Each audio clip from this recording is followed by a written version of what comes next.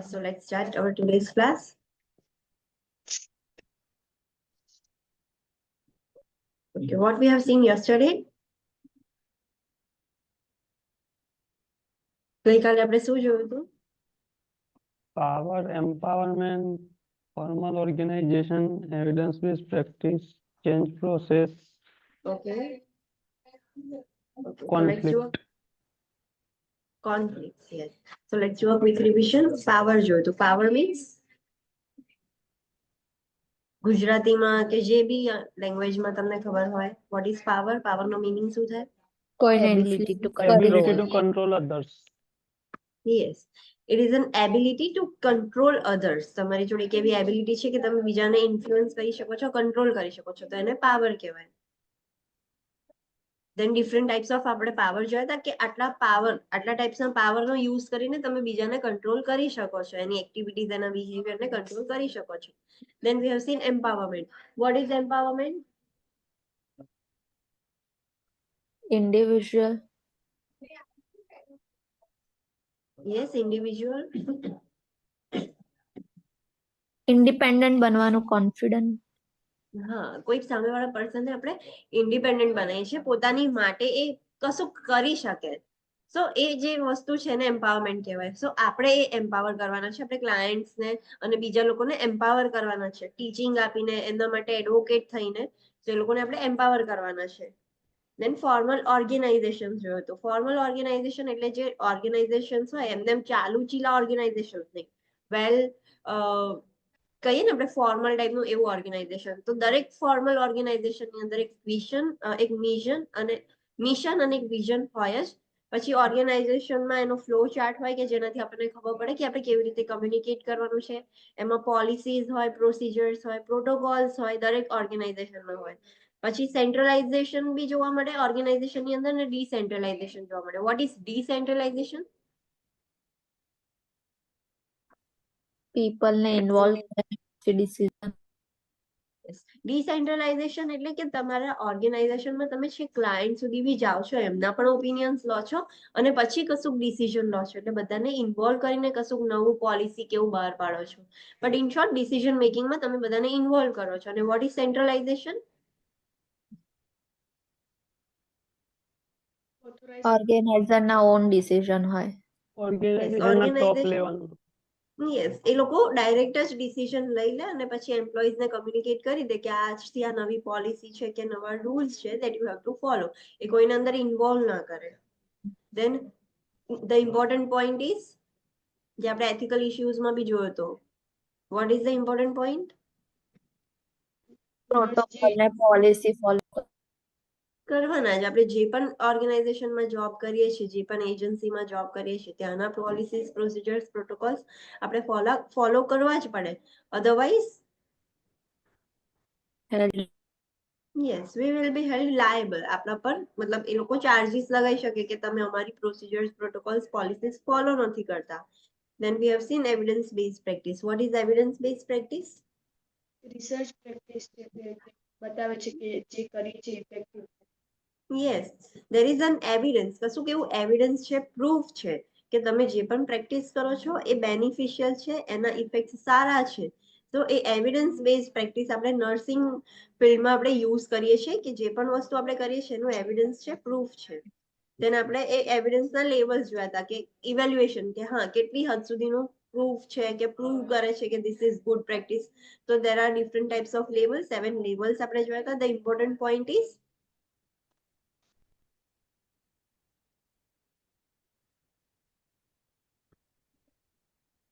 what is the important point related to evidence-based practice? evidence based practice no nursing પ્રેક્ટિસમાં role હોય છે. Yes, and a nurse should, any responsibility શું છે? કોઈ બી clinical issue થાય ને A nurse should be alert. એને કોઈ પણ ક્લિનિકલ ઇશ્યુઝ થતા હોય તો તરત જ એને ઇન્વેસ્ટિગેટ કરવાનું અને કશું એના ઉપર રિસર્ચ કરવાની, ક્વેશ્ચન કરવાનું કે આ પ્રોબ્લેમ કેમ થયો, આપણે કેવી રીતે રિઝોલ્વ કરી શકીએ. You have to try to resolve that problem. So નર્સમાં એવી એક સ્કિલ હોવી જોઈએ કે કશું પણ થાય છે તો એ તરત જ અલર્ટ રહે. એવું નહીં કે એને ખબર જ ના હોય કે એના હોસ્પિટલમાં શું થઈ રહ્યું છે. Then quality improvement. What is quality improvement? Quality care provide કરે. યસ, જે આપણે ક્વોલિટી કેર પ્રોવાઈડ કરીએ છીએ એમાં ઇમ્પ્રુવમેન્ટ લાવવાની, એટલે બેસ્ટ ક્વોલિટી કેર આપવાની. આપણે કરવું હોય તો અલગ અલગ મેથડ્સ હતા, ઓડિટ હતા. તો વોટ ઇઝ કોન્કરન્ટ ઓડિટ? જ્યારે બી પેશન્ટ એડમિટ હોય એ ટાઈમે જેના report check.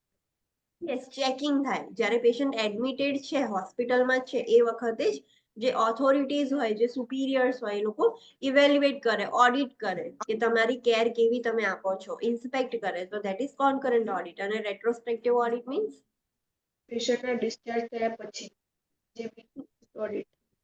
Yes, patient discharge થઈ ગયું છે તો હવે ઓડિટ કરે છે, બધા એના મેડિકલ રેકોર્ડ્સ ચેક કરશે કે હા પેશન્ટને કેવી ટ્રીટમેન્ટ આપી હતી, શું થયું હતું.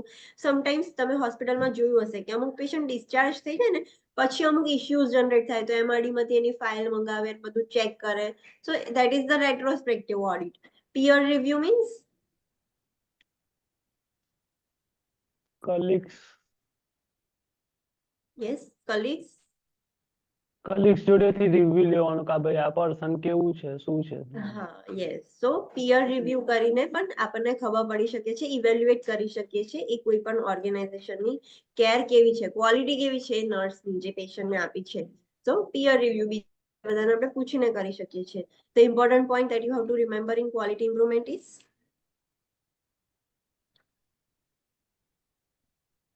what is the important point that you have to remember? The rate point.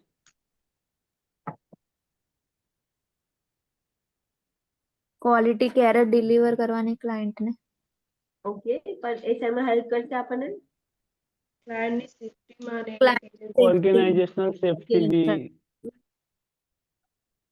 Quality improvement જે પ્રોસેસ છે એનાથી આપણને બે બેનિફિટ્સ હશે. એક તો first of all quality care આપણે ડિલિવર કરી શકીશું ક્લાયન્ટને, અને જે ઓર્ગેનાઇઝેશન છે, જે હેલ્થ કેર એજન્સી છે, એની પણ સેફટી મેન્ટેન રહેશે. તો this are the two benefits of quality improvement. Then change process જોઈતું. Change process means what is change?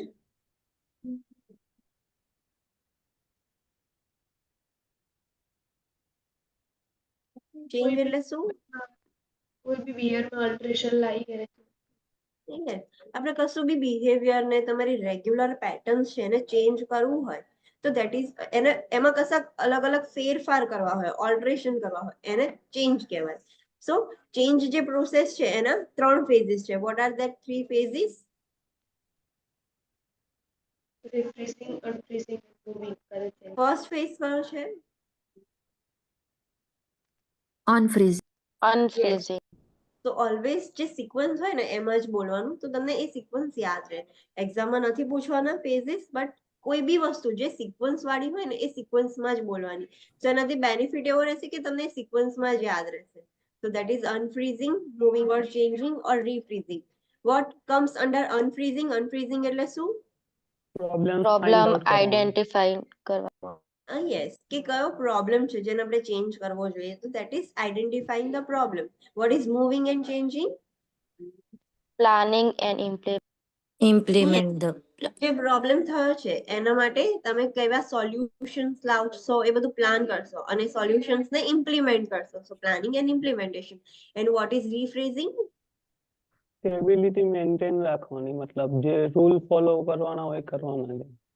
Yes, જે ચેન્જ તમે ઇમ્પ્લિમેન્ટ કર્યો છે એ રોજ રેગ્યુલર બેઝિસ પર એને સ્ટેબિલાઇઝ જ રાખવાનું, એ રેગ્યુલરલી ઇમ્પ્લિમેન્ટ કરવાનું. પ્લીઝ અવાજ ના કરશો ને. ટાઈપ્સ ઓફ ચેન્જ આપણે જોયા હતા, પ્લાન ચેન્જ અને unplanned change. What is plan change? જે પહેલેથી પ્લાન કરી રાખ્યું છે કે આ ચેન્જ કરવું.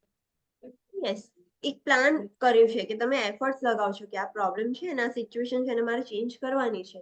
અને unplanned change means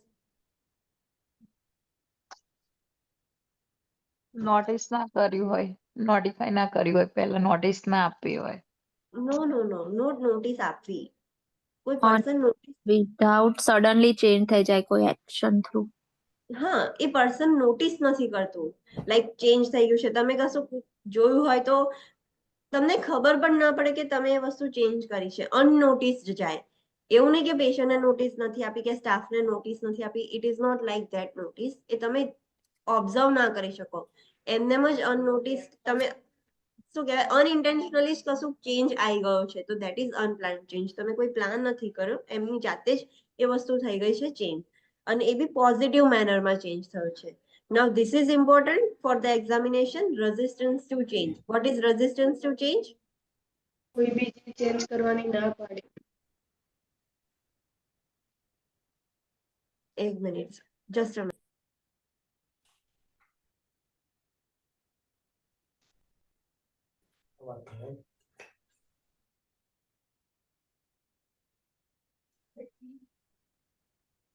Okay.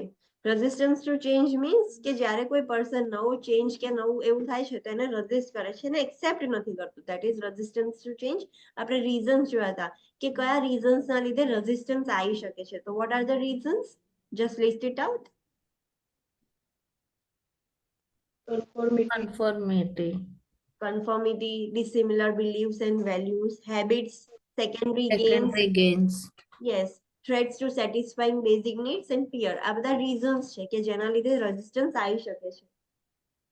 Then આપણે ઓવરકમ કરવાના કેવી રીતે? તો આપણે જોયું ઓવરકમિંગ બેરિયર્સ. જે રેઝિસ્ટન્સ આવે છે એને તમે કેવી રીતે ઓવરકમ કરશો? તો ફર્સ્ટ ઓફ ઓલ ફ્લેક્સિબલ અને એડેપ્ટેબલ એન્વાયરમેન્ટ રાખવાનું. જે પણ પીપલ ઇન્વોલ્વ છે એમને એન્કરેજ કરવાના. દેન બધાને ઇન્વોલ્વ કરવાના. જે પ્લાન કરો છો ચેન્જ માટેનો, કે આવી રીતનું અમે સોલ્યુશન વિચાર્યું છે, કાલથી આ વસ્તુ કરવાની છે, એવી રીતે પ્લાનમાં અંદર ઇન્વોલ્વ કરવાના. એના બેનિફિટ્સ પર ફોકસ કરવાનું અને ડ્રોબેક્સને ડિલિનેટ કરવાના. અને જે ચેન્જ પ્રોસેસ છે એ ઇવેલ્યુએટ કરતું રહેવાનું કે હા બધા મતલબ એ વસ્તુ કરે જ છે ને, અને બધાને પ્રોગ્રેસ રિલેટેડ ઇન્ફોર્મેશન આપતું રહેવાનું કે આટલો પ્રોગ્રેસ થયો, આવું થયું. પોઝિટિવ ફીડબેક્સ આપવાની. અને એ ટાઈમ ટેકિંગ પ્રોસેસ છે, તો એમાં કમિટેડ રહેવાનું. હવે ફોર એક્ઝામ્પલ કોઈ પણ ક્વેશ્ચન પૂછાય change related, resistance to change related, કોઈ એક એમ્પ્લોય છે એ રેઝિસ્ટ કરે છે, so what will be your first action? એના પૂછ્યું કે તમે કેમ ના પાડો છો, એક્સપ્લોર કરવાનો ટ્રાય કરો.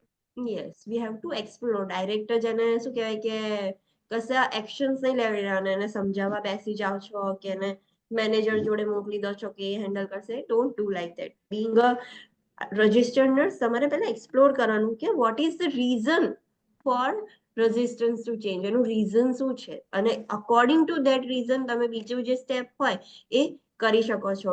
ઓપ્શન્સમાં સમટાઈમ્સ એવું બી થશે કે 2 સ્ટેપ્સ કરેક્ટ આપ્યા હશે, પણ પહેલું સ્ટેપ શું કે એક્સપ્લોર કરવાનું, પછી સેકન્ડ સ્ટેપ તમે લઈ શકો. ક્વેશ્ચનમાં લખ્યું હશે what is the initial action, first action, most priority action. So એના ઉપર વધારે ફોકસ કરીને તમારી ફર્સ્ટ એક્શન એક્સપ્લોરેશન આવે, પછી સોલ્યુશન કે તમે અકોર્ડિંગ ટુ ધ રીઝન તમે એને ક્યાં મોકલશો. લાઈક HR ડિપાર્ટમેન્ટમાં મોકલશો, મેનેજર જોડે, બીજા કોઈ જોડે, સુપરવાઇઝર જોડે. પણ પહેલા એક્સપ્લોર કરવાનું, પછી બીજું સોલ્યુશન લેવાનું. Then we have seen conflicts. Conflicts means problem અથવા ઇશ્યુઝ. yes, problems થાય છે, issues થાય છે, અને conflicts કહેવાય છે. Types of conflicts કયા છે? Intrapersonal. Yes, what happens in Interpersonal. organizational conflicts? Organization જોડે પર્સન અને ઓર્ગેનાઇઝેશનની વચ્ચે કોન્ફ્લિક્ટ થાય. Yes, person અને organization ની વચ્ચે conflict થાય છે. What is intrapersonal? ખુદના જોડે જ થાય.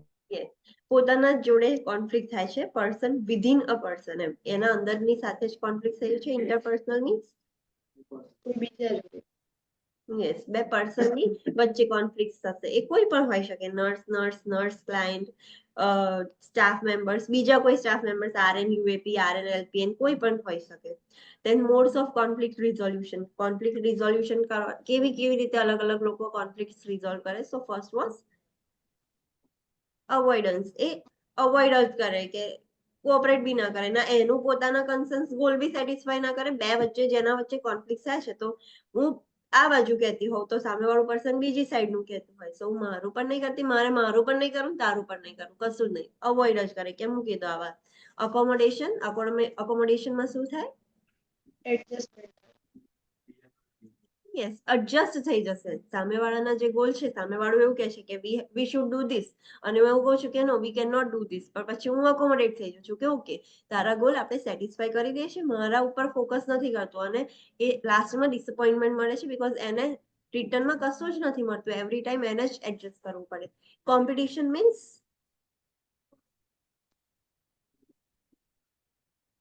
Yes, at cost of any expense. મારા જે ગોલ છે હું એ સેટિસ્ફાય કરીશ. મેં જે કીધું છે મારે એ જ કરાવવું છે.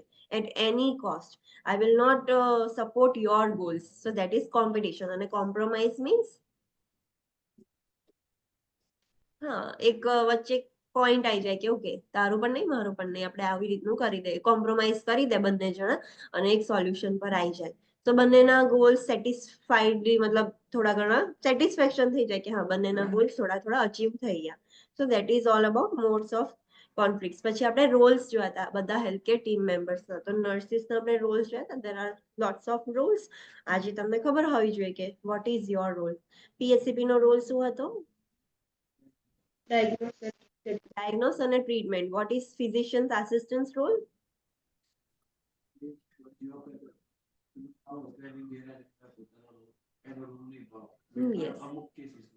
યસ, અમુક એક્સટેન્ટ સુધી એ જ્યારે ફિઝિશિયનની એબ્સન્સ હોય ત્યારે એ ફિઝિશિયન્સ આસિસ્ટન્ટ રોલ કરી શકે. આપણે એના બધા અલગ અલગ જોયા હતા. અમુક સ્ટેટ્સની અંદર એના જોડે પ્રિસ્ક્રિપ્ટિવ પાવર પણ હોય છે કે પ્રિસ્ક્રિપ્શન પણ લખી શકે છે. એનપી નો રોલ શું હતો?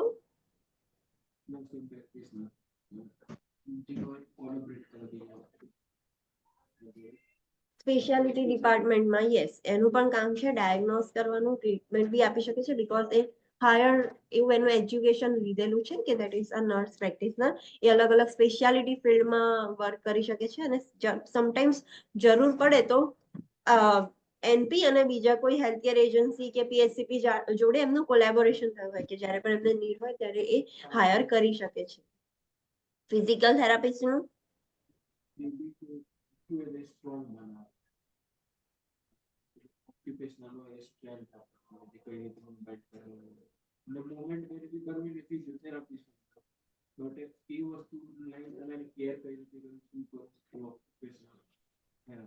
Online students, what is physical therapist?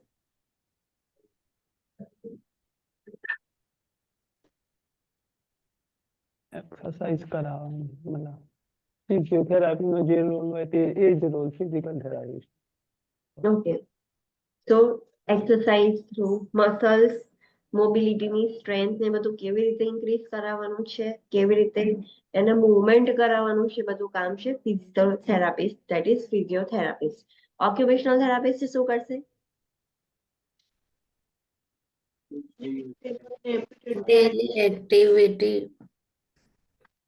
Daily living activity છે એ કેવી રીતે હવે કરવી છે. તમે ફિઝિકલ થેરાપી તો લો છો daily to increase the strength, પણ તમારે હવે બીજા ઓલ્ટરનેટિવ વેઝ છે જે યુઝ કરીને હવે તમારે ડેલી લિવિંગ એક્ટિવિટીઝ કેવી રીતે કેરી કરવાની છે, પરફોર્મ કરવાની છે, એ બધું ઓક્યુપેશનલ થેરાપિસ્ટ કરાવશે. રેસ્પિરેટરી થેરાપિસ્ટ શું કરે?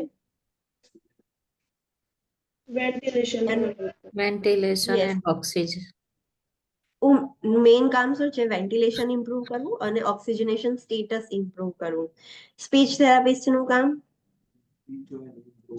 અને બીજું શું? Yes, online students, what will speech therapist do?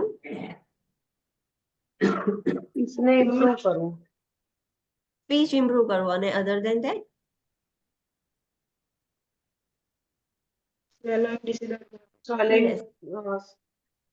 Swallowing ને પણ ઇમ્પ્રુવ કરે. અમુક પેશન્ટ એવા હોય કે એમને સ્વેલોઈંગ પ્રોબ્લેમ થઈ ગયો હોય, સો એ પણ ઇમ્પ્રુવ કરાવશે અને સ્પીચ થેરાપી પણ આપીને સ્પીચ પણ ઇમ્પ્રુવ કરાવશે. ન્યુટ્રિશનિસ્ટ નું કામ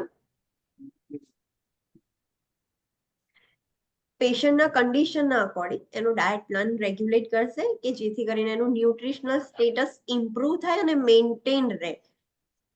કન્ટિન્યુઇંગ નર્સ કેરનું કામ શું છે? યસ, ડિસ્ચાર્જ એ બધાનું કોઓર્ડિનેશન કરશે. તમે જોવું હશે, સો આપણામાં ઓપીડીમાં જે નર્સિસ હોય છે ને, જ્યારે ડિસ્ચાર્જ થવાનું હોય ત્યારે નીચેથી ફાઇલ લેવા આવે ને એવું બધું, જે ઓપીડીમાં રહેતા હોય છે નર્સિસ, એ લોકો ડિસ્ચાર્જમાં રેગ્યુલેશન કરાવે. ઉપર આવશે, આપણને કહેશે કે આ પેશન્ટનું ડિસ્ચાર્જ છે રાઉન્ડમાં ને એવી રીતે. પછી જ્યારે ફોલોઅપ હોય ત્યારે પેશન્ટ વોર્ડવાળા નર્સને ના મળે, એ નીચે જે ડિસ્ચાર્જ કર્યું હતું એ જ નર્સને મળે છે. સો એ બધી કન્ટિન્યુઇંગ નર્સ કેર હોય કે જે ડિસ્ચાર્જ પેશન્ટનું ડિસ્ચાર્જ કરવાનું હોય એમાં કોઓર્ડિનેટ કરાવે. આસિસ્ટિવ પર્સનલ મીન્સ આસિસ્ટિવ પર્સનલ એટલે શું? યુએપી હેલ્પ કરશે ફંક્શન શું નર્સને. છે? નર્સના કરવામાં નર્સને હેલ્પ કરશે. નર્સને બધું હેલ્પ કરશે, જે પણ આપણે કહીશું એ કામ કરી આપશે. ફાર્માસિસ્ટ નું કામ શું છે? નો, ફાર્માસિસ્ટ કેન નોટ પ્રિસ્ક્રાઇબ. મેલા પ્રિપેર કરશે અને ડિસ્પેન્સ. મેડિકેશન ફોર્મ્યુલેટ કરશે. બે ડ્રગ મિક્સ કરવાની છે, ડોક્ટરે પ્રિસ્ક્રાઇબ કરી છે, મિક્સ કરવાનું, ફોર્મ્યુલેટ કરવાનું, એ બધું કામ ફાર્માસિસ્ટ નું છે. અને એને ડિસ્પેન્સ કરશે એટલે પહોંચતું કરશે, રિલીઝ કરશે ફાર્મસીમાંથી. સો એ કામ ફાર્માસિસ્ટ નું છે. સોશિયલ વર્કર નું કામ શું છે? હોમ કેર સર્વિસીસ care માં service. કાઉન્સેલિંગ કરશે ક્લાયન્ટ અને ફેમિલીને. હા, જે સર્વિસીસ જે મળવી જોઈએ ક્લાયન્ટને ઘરે ગયા પછી હોસ્પિટલમાંથી, તો ક્લાયન્ટને અને ફેમિલી મેમ્બર્સને સર્વિસીસ પ્રોવાઈડ કરી આપશે. કે હા, એ લોકો જાતે નહીં કરવા જાય, પણ લાઈક એમની જોડે એવા બધા હોય સોશિયલ વર્કર્સના જોડે કોન્ટેક્ટ હોય કે જેમનાથી ક્લાયન્ટ અને ફેમિલી મેમ્બર્સને બેનિફિટ થઈ શકે. ચેપલિન સ્પિરિચ્યુઅલ સપોર્ટ આપશે ફેમિલીને અને ક્લાયન્ટને. Guidance કરશે. યસ, ગાઈડન્સ આપશે, સ્પિરિચ્યુઅલ સપોર્ટ આપે છે ફેમિલીને અને ક્લાયન્ટને. એડમિનિસ્ટ્રેટિવ સ્ટાફ શું કરે?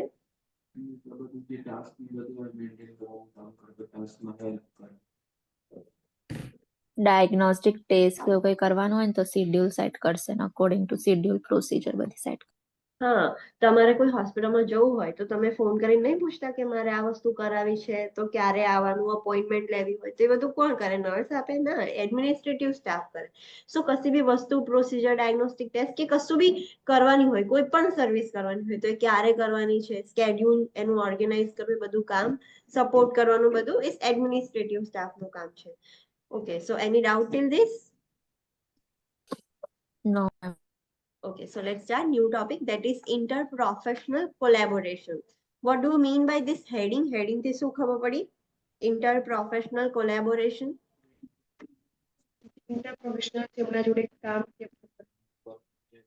Collaboration એટલે કમ્બાઇનલી વર્ક કરી, અને interprofessional છે એટલે બધા ભેગા મળીને લાઈક નર્સ હેલ્થકેર ને workers.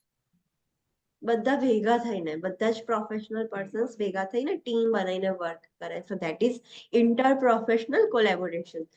Client care planning can be accomplished through referrals, consultations, or interpersonal collaborations with other healthcare specialists, and through client care conferences, which involves member of all healthcare disciplines.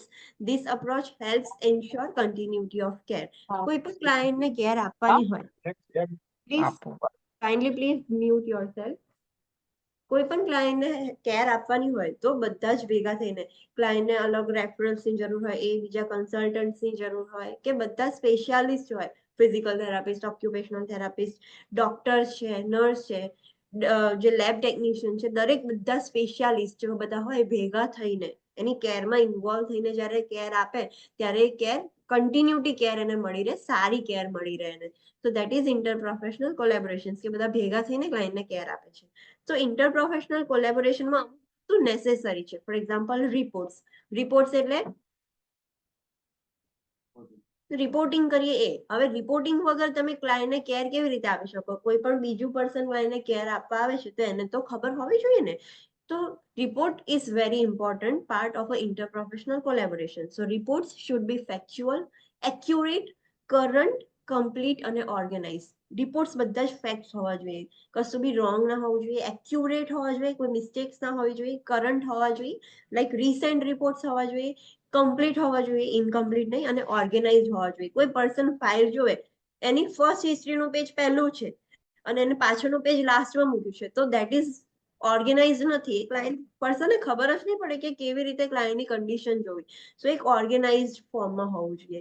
Reports should include essential background information, subjective data, objective data, any changes in the client status, client's problems or nursing diagnosis as appropriate, treatment and procedures, medication administration, client teaching, discharge planning, family information, the client's response to the treatment and procedures, and the client's priority needs. Reports ની અંદર આ બધું જ report કરેલું હોવું જોઈએ. Like ક્લાયન્ટના કોઈ બી information, કે ક્લાયન્ટને કમ્પ્લેન હતી, આ ઘરે હતું, આટલા દિવસથી કમ્પ્લેન હતી, અહીં ગયું તું પછી આ કમ્પ્લેન થઈ, એવી બધી જ હિસ્ટ્રી હોવી જોઈએ. સબ્જેક્ટિવ ડેટા, ઓબ્જેક્ટિવ ડેટા હોવું જોઈએ. ક્લાયન્ટના સ્ટેટસમાં કોઈ ચેન્જીસ આવ્યા હોય, હોસ્પિટલમાં એડમિટ થયું, ફર્સ્ટ ડે સારું રહ્યું, બીજા દિવસે ખરાબ થયું, પાછું ત્રીજા દિવસે સારું થયું, તેનો જે ચેન્જીસ થતા હતા સ્ટેટસમાં એ બી અંદર હોવું જોઈએ. ક્લાયન્ટના જે બી પ્રોબ્લેમ્સ હતા, તમે નર્સિંગ ડાયગ્નોસ કર્યું કે પહેલા દિવસે ફીવરનો પ્રોબ્લેમ હતો, બીજા દિવસે વોમિટિંગનો હતો, તો જે બી એના પ્રોબ્લેમ્સ હતા, નર્સિંગ ડાયગ્નોસિસ હતા, એ બધું જ અંદર મેન્શન હોવું જોઈએ. કઈ ટ્રીટમેન્ટ આપી છે ક્લાયન્ટે, કઈ કઈ પ્રોસિજર્સ થઈ છે, કઈ મેડિસિન્સ આપી છે, ક્લાયન્ટને ટીચિંગ શું આપ્યું છે, ડિસ્ચાર્જ પ્લાનિંગ થઈ ગયું હોય તો શું કરેલું હતું, ફેમિલી ઇન્ફોર્મેશન તમે શું આપી છે, ક્લાયન્ટનો રિસ્પોન્સ કેવો હતો ટ્રીટમેન્ટ અને પ્રોસિજર્સ પર, પોઝિટિવ રિસ્પોન્સ થતું હતું કે રિસ્પોન્સ જ નથી કરતી એની બોડી, ક્લાયન્ટની પ્રાયોરિટી નીડ્સ હતી, બધું જ રિપોર્ટ્સની અંદર મેન્શન હશે. Next is change of shift or hand off report. બંને નામ છે, ચેન્જ ઓફ શિફ્ટ રિપોર્ટ પણ કહેવાય અને હેન્ડ ઓફ રિપોર્ટ પણ કહેવાય. તમને ક્વેશ્ચનમાં એવું લખેલું હશે કે during the change of shift report a nurse is telling this. તો change of shift report means what? Over આપે. હા, આપણે ઓવર આપીએ, આપણી શિફ્ટ ચેન્જ થાય છે અને બીજાની શિફ્ટ ચાલુ થાય છે ત્યારે તમે જે રિપોર્ટિંગ કરો છો that is change of shift report કાં તો હેન્ડ ઓફ રિપોર્ટ કહેવાય. તો ક્વેશ્ચનમાં આવો વર્ડ લખ્યો હોય તો તમને ખબર પડવી જોઈએ કે હા, એક નર્સની શિફ્ટ પતી ગઈ છે અને બીજાને ઓવર આપે છે. So that is the change of shift report or hand off report. The report facilitates continuity of care among nurses who are responsible for the client. આ જે change of shift report છે એનાથી continuity રહેશે. મેં duty પતાવી દીધી, હું અગર મારા પછીના પર્સનને રિપોર્ટ જ નહીં કરું તો જે કન્ટિન્યુટી હોય એ નહીં રહે, ખબર જ નહીં પડે કેવી રીતે કેર કરવાની છે. સો તમે આ રિપોર્ટથી જે પણ નર્સ ક્લાયન્ટના કેર માટે રિસ્પોન્સિબલ છે એમાં કન્ટિન્યુટી મેન્ટેન કરી શકો છો. The reports may be written, oral, audio taped or provided during walking rounds at the client's bedside. આ જે ચેન્જ ઓફ શિફ્ટ રિપોર્ટ છે એ રિટર્ન ફોર્મમાં બી હોય, તમે રિટર્ન બી કહીને બતાવી શકો છો કે જો આટલું આટલું ઓવર છે, કાં તો તમે વર્બલી બી ઓવર આપી શકો છો, જે આપણે કરીએ છીએ નોર્મલી વર્બલ ઓવર આપીએ છીએ, કાં તો ઓડિયો ટેપ્ડ હોય, તમારે કશું કામ આવી ગયું છે, સો તમે કશું ભૂલી ગયા છો, તમે રેકોર્ડ કરીને જાઓ છો કે અમુક વખતે વહેલું જવાનું હોય ને તો તમે ફોનમાં રેકોર્ડ કરીને નીકળી જાઓ તો પર્સન એ સાંભળી લે, તો that is audio tape hand off shift hand off report. કાં તો તમે ક્લાયન્ટના બેડ સાઈડ છે ને વાત કરતા કરતા મતલબ વોક કરતા કરતા ક્લાયન્ટના જ રૂમમાં જઈને તમે એને ઓવર આપો. સો હેન્ડ ઓફ રિપોર્ટ છે એ કોઈ પણ હોઈ શકે, રિટર્ન, ઓરલ, ઓડિયો ટેપ ઓર વોકિંગ થી પણ આપણે આપી શકીએ છીએ. The report describes the client's health status and informs the nurse who assume care about the client's need and priorities for the client. હવે આ રિપોર્ટની અંદર બધી જ ક્લાયન્ટના હેલ્થના સ્ટેટસ રિલેટેડ ઇન્ફોર્મેશન હોય અને હવે જે પણ નર્સ કેર કરવાની છે એ હવે અઝ્યુમ કરશે કે હા મારે શું કરવાનું છે શું નથી કરવાનું, તેને એવી ખબર પડે. The report may be done at the client's bedside to allow the client to participate in the care planning as well as to establish the stability of the client before the oncoming nurse assumes care. Bed side તમે report કરો ને એ બહુ વધારે સારું. Bed side જઈને તમે return આપો, oral આપો, ઓડિયો ટેપ આપો, ઇટ ડઝન્ટ મેટર, પણ બેડ સાઈડ કરેલું હોય એનાથી બેનિફિટ શું થાય કે ક્લાયન્ટ પણ તમારી કેરમાં પ્લાન જે તમે કરો છો એમાં પાર્ટિસિપેટ કરે. ક્લાયન્ટને ખબર હોય કે હો ઓકે હવે મારી જોડે મોર્નિંગ સ્ટાફ જતો રહ્યો અને ઇવનિંગ સ્ટાફને રિપોર્ટ આપે છે કે આજે ઇવનિંગમાં આ પ્લાનિંગ છે, આવું કરવાનું છે, આટલા વાગે ડોક્ટર રાઉન્ડ પર આવશે, આમ તેમ, તો ક્લાયન્ટને ખબર છે, એ પાર્ટિસિપેટ કરી શકે છે એના પ્લાનિંગમાં. અને કોઈ પણ બીજી નર્સ આવે છે તો એના પહેલા જ ક્લાયન્ટ જોડે સ્ટેબિલિટી થાય, ક્લાયન્ટને ખબર હોય કે હા આ નર્સ હવે મારી કેર કરશે ને આવી રીતનું કરવાનું છે, બધું એને ખબર પડે. So that's why bed side જે રિપોર્ટિંગ છે દેટ ઇઝ ગુડ. નેક્સ્ટ છે telephone reports. What is telephone reports? હા, ટેલિફોનથી રિપોર્ટિંગ કરીએ તો નોર્મલી સ્ટાફ અને પીએચસીપી વચ્ચે થતું હોય અને સમટાઈમ્સ કોઈ સ્પેશિયાલિટી જોડે મતલબ તમારે એમને બોલાવવાનું હોય, ઇન્ટરપ્રોફેશનલ કોલેબોરેશન કરવાનું હોય તો ત્યારે પણ પીએચસીપી ફોન પર જ ઇન્ફોર્મેશન આપે છે કે આઈ એમ સેન્ડિંગ ધીસ ક્લાયન્ટ. કદાચ ડાયગ્નોસિસ માટે એમઆરઆઈ મોટે મોકલવાનું હોય તો તમે ફોન કરી નથી ઇન્ફોર્મ કરતા કે આ પેશન્ટ છે, XYZ નેમ છે, આ કન્ડિશન છે અને એને આવી રીતનું એમઆરઆઈ માટે મોકલવાનું છે. તો that is all ma'am telephone report. કે તમે યસ આપણે રેફરન્સ માટે પણ કોલ કરતા હોઈએ છીએ તો પણ એ પણ આમાં જ આવી જશે ને? હા, એ પણ આમાં જ આવે. કોઈ તમે ફિઝિશિયનને આપણે કોલ કરતા હોઈએ છીએ. યસ, આપણે એમને ઇન્ફોર્મ કરીએ છીએ કે આવી રીતનું એક પેશન્ટ છે તો દેટ ઇઝ કન્સલ્ટન્ટ, કે તમે અલગ કન્સલ્ટન્ટને પણ અંદર ઇન્વોલ્વ કર્યું છે એની કેરમાં. તે બધું જ ટેલિફોન રિપોર્ટ્સમાં આવે. Purposes includes informing a PHCP of a client's change in status, communicating information about the client's transfer to or from another unit or facility and obtaining results of laboratory or diagnostic test. કઈ જગ્યાએ આપણે use કરી શકીએ? એક તો આપણે પીએચસીપી ને phone કરીને ઇન્ફોર્મ કરીએ છીએ ને કે સર પેશન્ટને આવું થયું આમ થયું, એ પણ આવે. તમે ટ્રાન્સફર કરતા હો કોઈ બીજા યુનિટમાં કે એક વોર્ડ થી બીજા વોર્ડમાં જવાનું હોય, બધી જ રીતે તમે એક જગ્યાથી બીજી જગ્યાએ ક્લાયન્ટને ટ્રાન્સફર કરો છો, બીજી હોસ્પિટલમાં કે બીજા યુનિટમાં કે ગમે તે રીતે, સો એમાં પણ તમે ટેલિફોન રિપોર્ટ આપી શકો. લેબ રિઝલ્ટ લેવાના હોય, ડાયગ્નોસ્ટિક ટેસ્ટ થયો હોય, એના રિઝલ્ટ માટે બી તમે ફોન કરો છો કે XYZ પેશન્ટનું નામ બોલો છો, એમાં શું રિપોર્ટ આવ્યો, ફિઝિકલ કોપી આવે એના પહેલા તમને લોકો ઇન્ફોર્મ કરી દે કે હા આ વસ્તુ આવી છે, જે તમારા માટે ઇમ્પોર્ટન્ટ હોય. કોઈ ડાયગ્નોસ્ટિક ટેસ્ટ કર્યું હોય તો એમાં શું આવ્યું છે, તો એ પણ તમે રિઝલ્ટ માટે પણ તમે ટેલિફોન રિપોર્ટ લઈ શકો છો, ટેલિફોન પરથી ઇન્ફોર્મેશન લઈ શકો છો. The telephone report should be documented and should include when the call was made, who made the call, who was called, to whom information was given, what information was given and what information was received. જ્યારે પણ તમે document કરો ને related to telephone reports, કે તમે કોઈની જોડે વાત કરી છે, જે વાત થઈ, તમે કોને કોલ કર્યો છે, લાઈક મેં કોલ કર્યો છે, મેં આ પર્સનને કોલ કર્યો છે, એવી રીતે કોને કોલ કર્યો છે, કોના દ્વારા કોલ થયો છે, કોને કોલ થયો છે, કઈ ઇન્ફોર્મેશન તમે આપી છે અને કઈ ઇન્ફોર્મેશન તમને રિસીવ થઈ છે, એ બધું જ કોને તમે ઇન્ફોર્મેશન આપી છે બધું જ તમારે અંદર રેકોર્ડ કરવાનું, બધું જ ક્લિયરલી મેન્શન કરવાનું, ડોક્યુમેન્ટ કરવાનું. નેક્સ્ટ છે transfer reports. What is transfer reports? Yes, એક જગ્યાએથી બીજી જગ્યા પર પેશન્ટ ટ્રાન્સફર થાય છે ને એ વખતે રિપોર્ટ્સ આપે. ફોર એક્ઝામ્પલ આઈસીયુ માંથી પેશન્ટ વોર્ડમાં આવે ત્યારે રિપોર્ટ્સ કરીએ. પછી જેમ તમે કીધું કે એક હોસ્પિટલમાં બીજી હોસ્પિટલમાં તમારે રિફર કરવાનું હોય તો પહેલા ટેલિફોનથી આપણે કરી દઈએ, પછી એમને કેવું એ ડોક્ટર હોય ને એવું એક સમરી જેવું લખી આપે જેમાં અત્યાર સુધીનું બ્રીફ હોય, સો એ પેલા પર્સનને ખબર પડી જાય, બીજે રેફરલ કર્યું છે બીજે બતાવવા માટે તે પર્સનને ખબર પડે. સો ધેટ ઇઝ ટ્રાન્સફર રિપોર્ટ. તમે ટ્રાન્સફર કર્યું એ વખતે બી રિપોર્ટ કર્યું છે. Transferring nurse reports provide continuity of care and may be given by telephone or in person. તમે ટેલિફોન પર પણ આપી શકો છો કાં તો ઇન પર્સન, જ્યારે આઈસીયુ માંથી પેશન્ટ વોર્ડમાં આવે ત્યારે નર્સ લઈને આવે છે, પછી ટ્રાન્સફર બધું ઓવર આપે છે ને properly, so that is in person પણ તમે આપી શકો છો કાં તો ઓન ટેલિફોન પર પણ આપી શકો છો. The receiving nurse should repeat the transfer information to ensure client safety and ask question to clarify information about the client status. જે ઓવર લે છે એક જગ્યાએથી, ફોર એક્ઝામ્પલ આઈસીયુ માંથી કોઈ પેશન્ટ આવ્યું છે મારા ડિપાર્ટમેન્ટમાં, આઈ એમ વર્કિંગ ઇન વોર્ડ, તો પછી હું એની જોડેથી ઓવર રિપીટ કરીશ, અને મને જે બી ઇન્ફોર્મેશન આપી છે મારે રિપીટ કરવાની ટુ ક્લેરિફાય કે હા મને મેં મિસઅન્ડરસ્ટેન્ડ તો નથી કર્યું ને, સો એ ક્લાયન્ટનું ક્લેરિફાય કરવા માટે સ્ટેટસ એ બધું રિપીટ કરવાનું.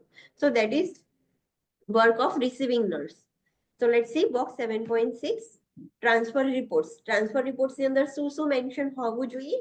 So first તો client's name, age, healthcare provider and diagnosis. Client નું નામ હોય અંદર, એનું હેલ્થકેર પ્રોવાઈડર કોણ છે, એની એજ છે અને કયો ડાયગ્નોસ છે, મતલબ ડાયગ્નોસિસ જે બી હોય એ અંદર મેન્શન હોવું જોઈએ.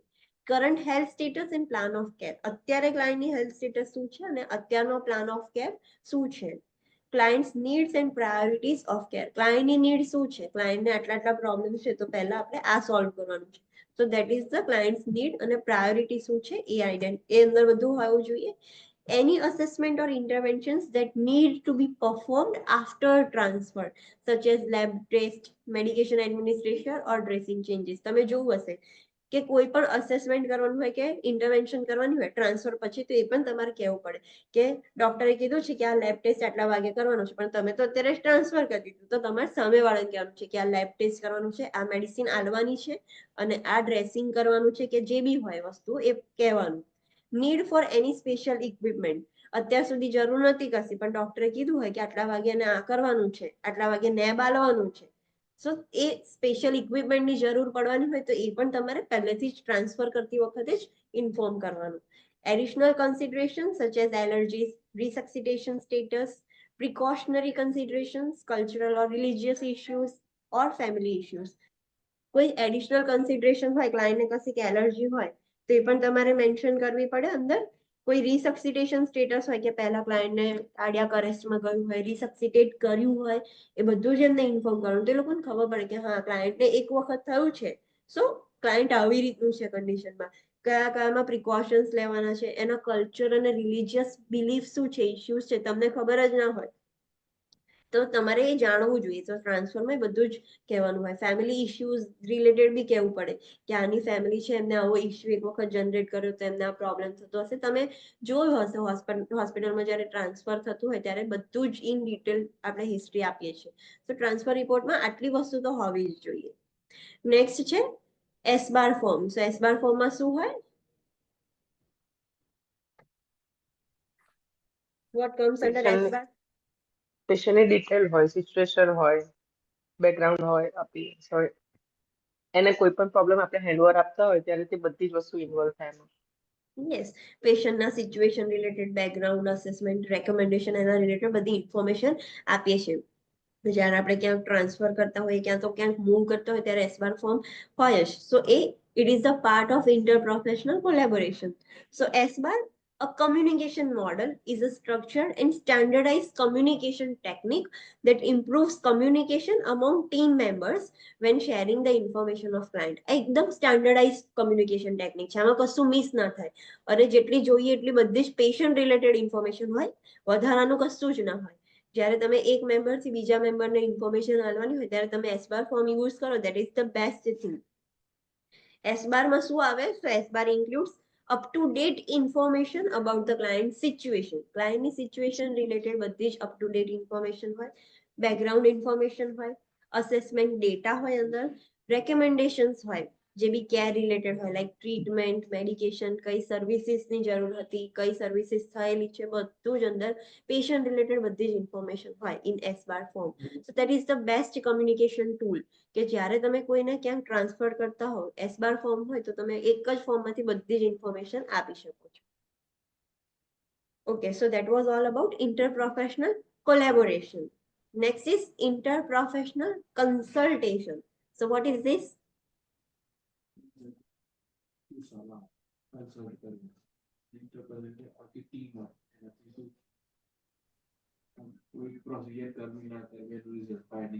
Okay, what online student, what is interprofessional consultation? જે જે special કન્સલ્ટન્ટ હોય ને doctor બે હોય સ્પેશિયાલિસ્ટ હા, એમની એમની વચ્ચેનું વચ્ચે. યસ, કન્સલ્ટેશન એટલે કે જ્યારે તમે કન્સલ્ટ કરવા નથી જતા ડોક્ટરને, તો સમટાઈમ્સ એવું હોય છે ક્લાયન્ટને કે એક પ્રોબ્લેમ હોય અને જોડે બીજું પણ લાઈક હોય, સો એમાં બીજા કન્સલ્ટન્ટને પણ ઇન્વોલ્વ કરવા પડે તમારે. So that is interprofessional consultation. કે એક ડોક્ટર જોડે તો ટ્રીટમેન્ટ ચાલતી હોય, ફોર એક્ઝામ્પલ ક્લાયન્ટને કોઈ સર્જરી છે જીઆઈ રિલેટેડ, સો ગેસ્ટ્રોએન્ટરોલોજીસ્ટ તો હશે, પણ એને કશો બીજો પણ પ્રોબ્લેમ છે અલોંગ વિથ જીઆઈ, લાઈક ઈયરમાં બી પ્રોબ્લેમ થયું છે કે કશું, તો ઈએનટી બી હશે. So that is interprofessional consultation. Consultation is the process in which a specialist is sought to identify methods of care or treatment plans to meet the need of client. Consultation એક એવી process છે જેમાં એક specialist હોય, એ specialist identify કરશે કે કઈ મેથડથી આપણે કેર આપી શકીએ કે ટ્રીટમેન્ટ કરી શકીએ પ્લાન જેની નીડ છે એના according. That is the consultation. Consultation is needed when the nurse encounters a problem that cannot be solved using nursing knowledge, skills, and available resources. Consultation ની જરૂર ક્યારે પડે? લાઈક ડોક્ટરે આપણને કીધું છે કે આટલું કામ કરવાનું છે, પેશન્ટને પહેલા પેશન્ટે ડોક્ટર જોડે કન્સલ્ટ કરાયું, પ્રોબ્લેમ્સ આઈડેન્ટિફાઈ થાય, એડમિટ થયું, આપણે ક્યાં પ્રોવાઈડ કરીએ છીએ, પણ કશાક ચેન્જીસ થઈ ગયા છે, કશાક પ્રોબ્લેમ્સ આવ્યા છે કે આપણને ખબર નથી પડતી શું કરવું છે, આપણે નર્સિંગ નોલેજ, સ્કિલ્સ બધું યુઝ કર્યું પણ વી ડોન્ટ આઈડેન્ટિફાઈ, ત્યારે આપણે ફરીથી ડોક્ટરને કન્સલ્ટ કરીએ. સો that is also a consultation. Consultation is also needed when the exact problems remains unclear. A consultant can objectively and more clearly assess and identify the exact nature of the problem. Consultation ત્યારે પણ જરૂર પડે કે જ્યારે કશો exact problem ખબર જ નથી પડતી કે ક્લાયન્ટને શું પ્રોબ્લેમ છે. એ વધારે જે કન્સલ્ટન્ટ્સ હોય એ વધારે ક્લિયરલી ઓબ્જેક્ટિફાઈ કરી શકે. સમટાઈમ્સ તમે જોયું હોય કે ક્લાયન્ટને કશો માઇનર પ્રોબ્લેમ હોય ને, સો એ એડમિટ થયો હોય બીજામાં, પણ એ રૂલ આઉટ ના થતું હોય ત્યારે સમટાઈમ્સ બીજા કન્સલ્ટન્ટને બી અંદર એડ કરે છે, કાં તો એમની એડવાઇસ લે છે કે આવું પેશન્ટ છે તો વોટ વી કેન ડુ. સો એમાં પણ કન્સલ્ટેશન આવી શકે છે. Next is rapid response team. તમે આ વર્ડ બધી બહુ વાર સાંભળ્યું છે. Inform the rapid response team, PHCP. So what is rapid response team? Rapid response teams exist within the hospital to provide a nursing staff with internal consultative services provided by expert clinicians. જેમ આપણા હોસ્પિટલમાં code બ્લ્યુની એક team ready કરેલી હોય કે code blue થાય ગમે ત્યાં ત્યારે આ ટીમે પહેલા દોડી જવાનું. So it's like the same thing. Rapid response team હોય દરેક હોસ્પિટલની અંદર જ હોય રેપિડ રિસ્પોન્સ ટીમ, જે નર્સને હેલ્પ કરે. ક્યારે?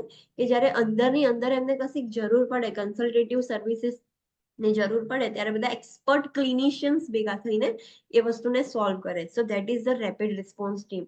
એમાં બધા એક્સપર્ટીઝ ભેગા થઈને એક ટીમ બનાવેલી હોય. Rapid response teams are used to assist nursing staff with early detection and resolution of client problem. કશુંક early detection થવાનું હોય, તમે કશુંક જોયું હતું કે કશું બી થાય ને આવી કન્ડિશનમાં પહેલા રેપિડ રિસ્પોન્સ ટીમને ઇન્ફોર્મ કરી દેવાનું. સો કશુંક નર્સિંગ સ્ટાફમાં કશુંક અર્લી ડિટેક્ટ કરવાનું હોય અને સોલ્વ કરવાનું હોય ક્લાયન્ટના પ્રોબ્લેમને, ત્યારે રેપિડ રિસ્પોન્સ ટીમને આપણે યુઝ કરીએ છીએ. Rapid response teams R also teams of healthcare provider that responds to hospitalized client with the early sign of deterioration on a non-intensive care unit to prevent respiratory or cardiac arrest. આ rapid response team બધા healthcare providers એટલે જે ક્લિનિશિયન્સ હતા તેમની એક team હતી. તો એ hospitalise client હોય જેમની કન્ડિશન્સ ડિટરિયોરેટ થતી હોય, એવા અર્લી સાઇન્સ હોય ને કે હા હવે આની કન્ડિશન બહુ ખરાબ થાય છે, પણ એ કેવા હોય? આઈસીયુમાં નથી એ પેશન્ટ, નોન ઇન્ટેન્સિવ કેર યુનિટમાં છે, એટલે કે આઈસીયુની બહાર છે, કોઈ વોર્ડમાં છે, પણ હોસ્પિટલાઇઝ છે. સો એવા ક્લાયન્ટની કન્ડિશન ડિટરિયોરેટ થતી હોય તો તરત જ હેલ્પ કરવા આવી જાય. તો રેસ્પિરેટરી કાં તો કાર્ડિયાક અરેસ્ટ ના થાય, અને કદાચ એવું થાય રેસ્પિરેટરી અરેસ્ટ કે કાર્ડિયાક અરેસ્ટ થાય તો પણ પહેલા રેપિડ રિસ્પોન્સ ટીમને ઇન્ફોર્મ કરવાનું. તો ફટાફટ લાઈક કોડ બ્લુ આપણે એક્ટિવેટ કરીએ છીએ એવી રીતે ત્યાં આગળ રેપિડ રિસ્પોન્સ ટીમને તરત જ કોલ કરી દેવાનું, રેપિડ રિસ્પોન્સ ટીમ આવી જશે ત્યાં આગળ. Medication reconciliation includes collaboration among client, PHCP, nurses, and pharmacists to ensure medication accuracy when the client experiences change in the healthcare settings or level of care or are transferred from one care unit to another and upon discharge. Medication reconciliation. Medication reconciliation એટલે કે medication તમે સારી રીતે improve કરીને proper તમે જોયું હોય તો મેડિકેશનમાં ચેન્જીસ કર્યા હોય તો એ ઇફેક્ટિવલી જઈ શકે. સો એ ક્યારે થાય? એમાં કોનું કોલેબોરેશન જોઈએ? તો નર્સનું, PHCPનું, ક્લાયન્ટ પોતે અને ફાર્માસિસ્ટ. આ ચારેય વસ્તુ આ ચારેયના કોલેબોરેશનમાં જ મેડિકેશન રિકન્સિલિએશન થઈ શકે. એનાથી શું થશે? તો ક્યારે પણ પેલા ચેન્જીસ હોય, મેડિકેશનમાં ચેન્જ કર્યા હોય, એક જગ્યાએથી બીજી જગ્યાએ ટ્રાન્સફર કર્યું હોય, તો બી ફાર્માસિસ્ટને ઇન્ફોર્મ કરવાનું હોય કે હવે આ પેશન્ટ આઈસીયુમાંથી આ વોર્ડમાં મોકલી દીધું છે, તો તમારે જે બી મેડિકેશન આપવાની છે હવે ત્યાં આપવાની છે. એ ડોક્ટર તમને ઇન્ફોર્મ કરશે કે શું ચેન્જીસ થયા છે પેશન્ટમાં એવી રીતે. તો બધું જ એમને ઇન્ફોર્મ કરવાનું.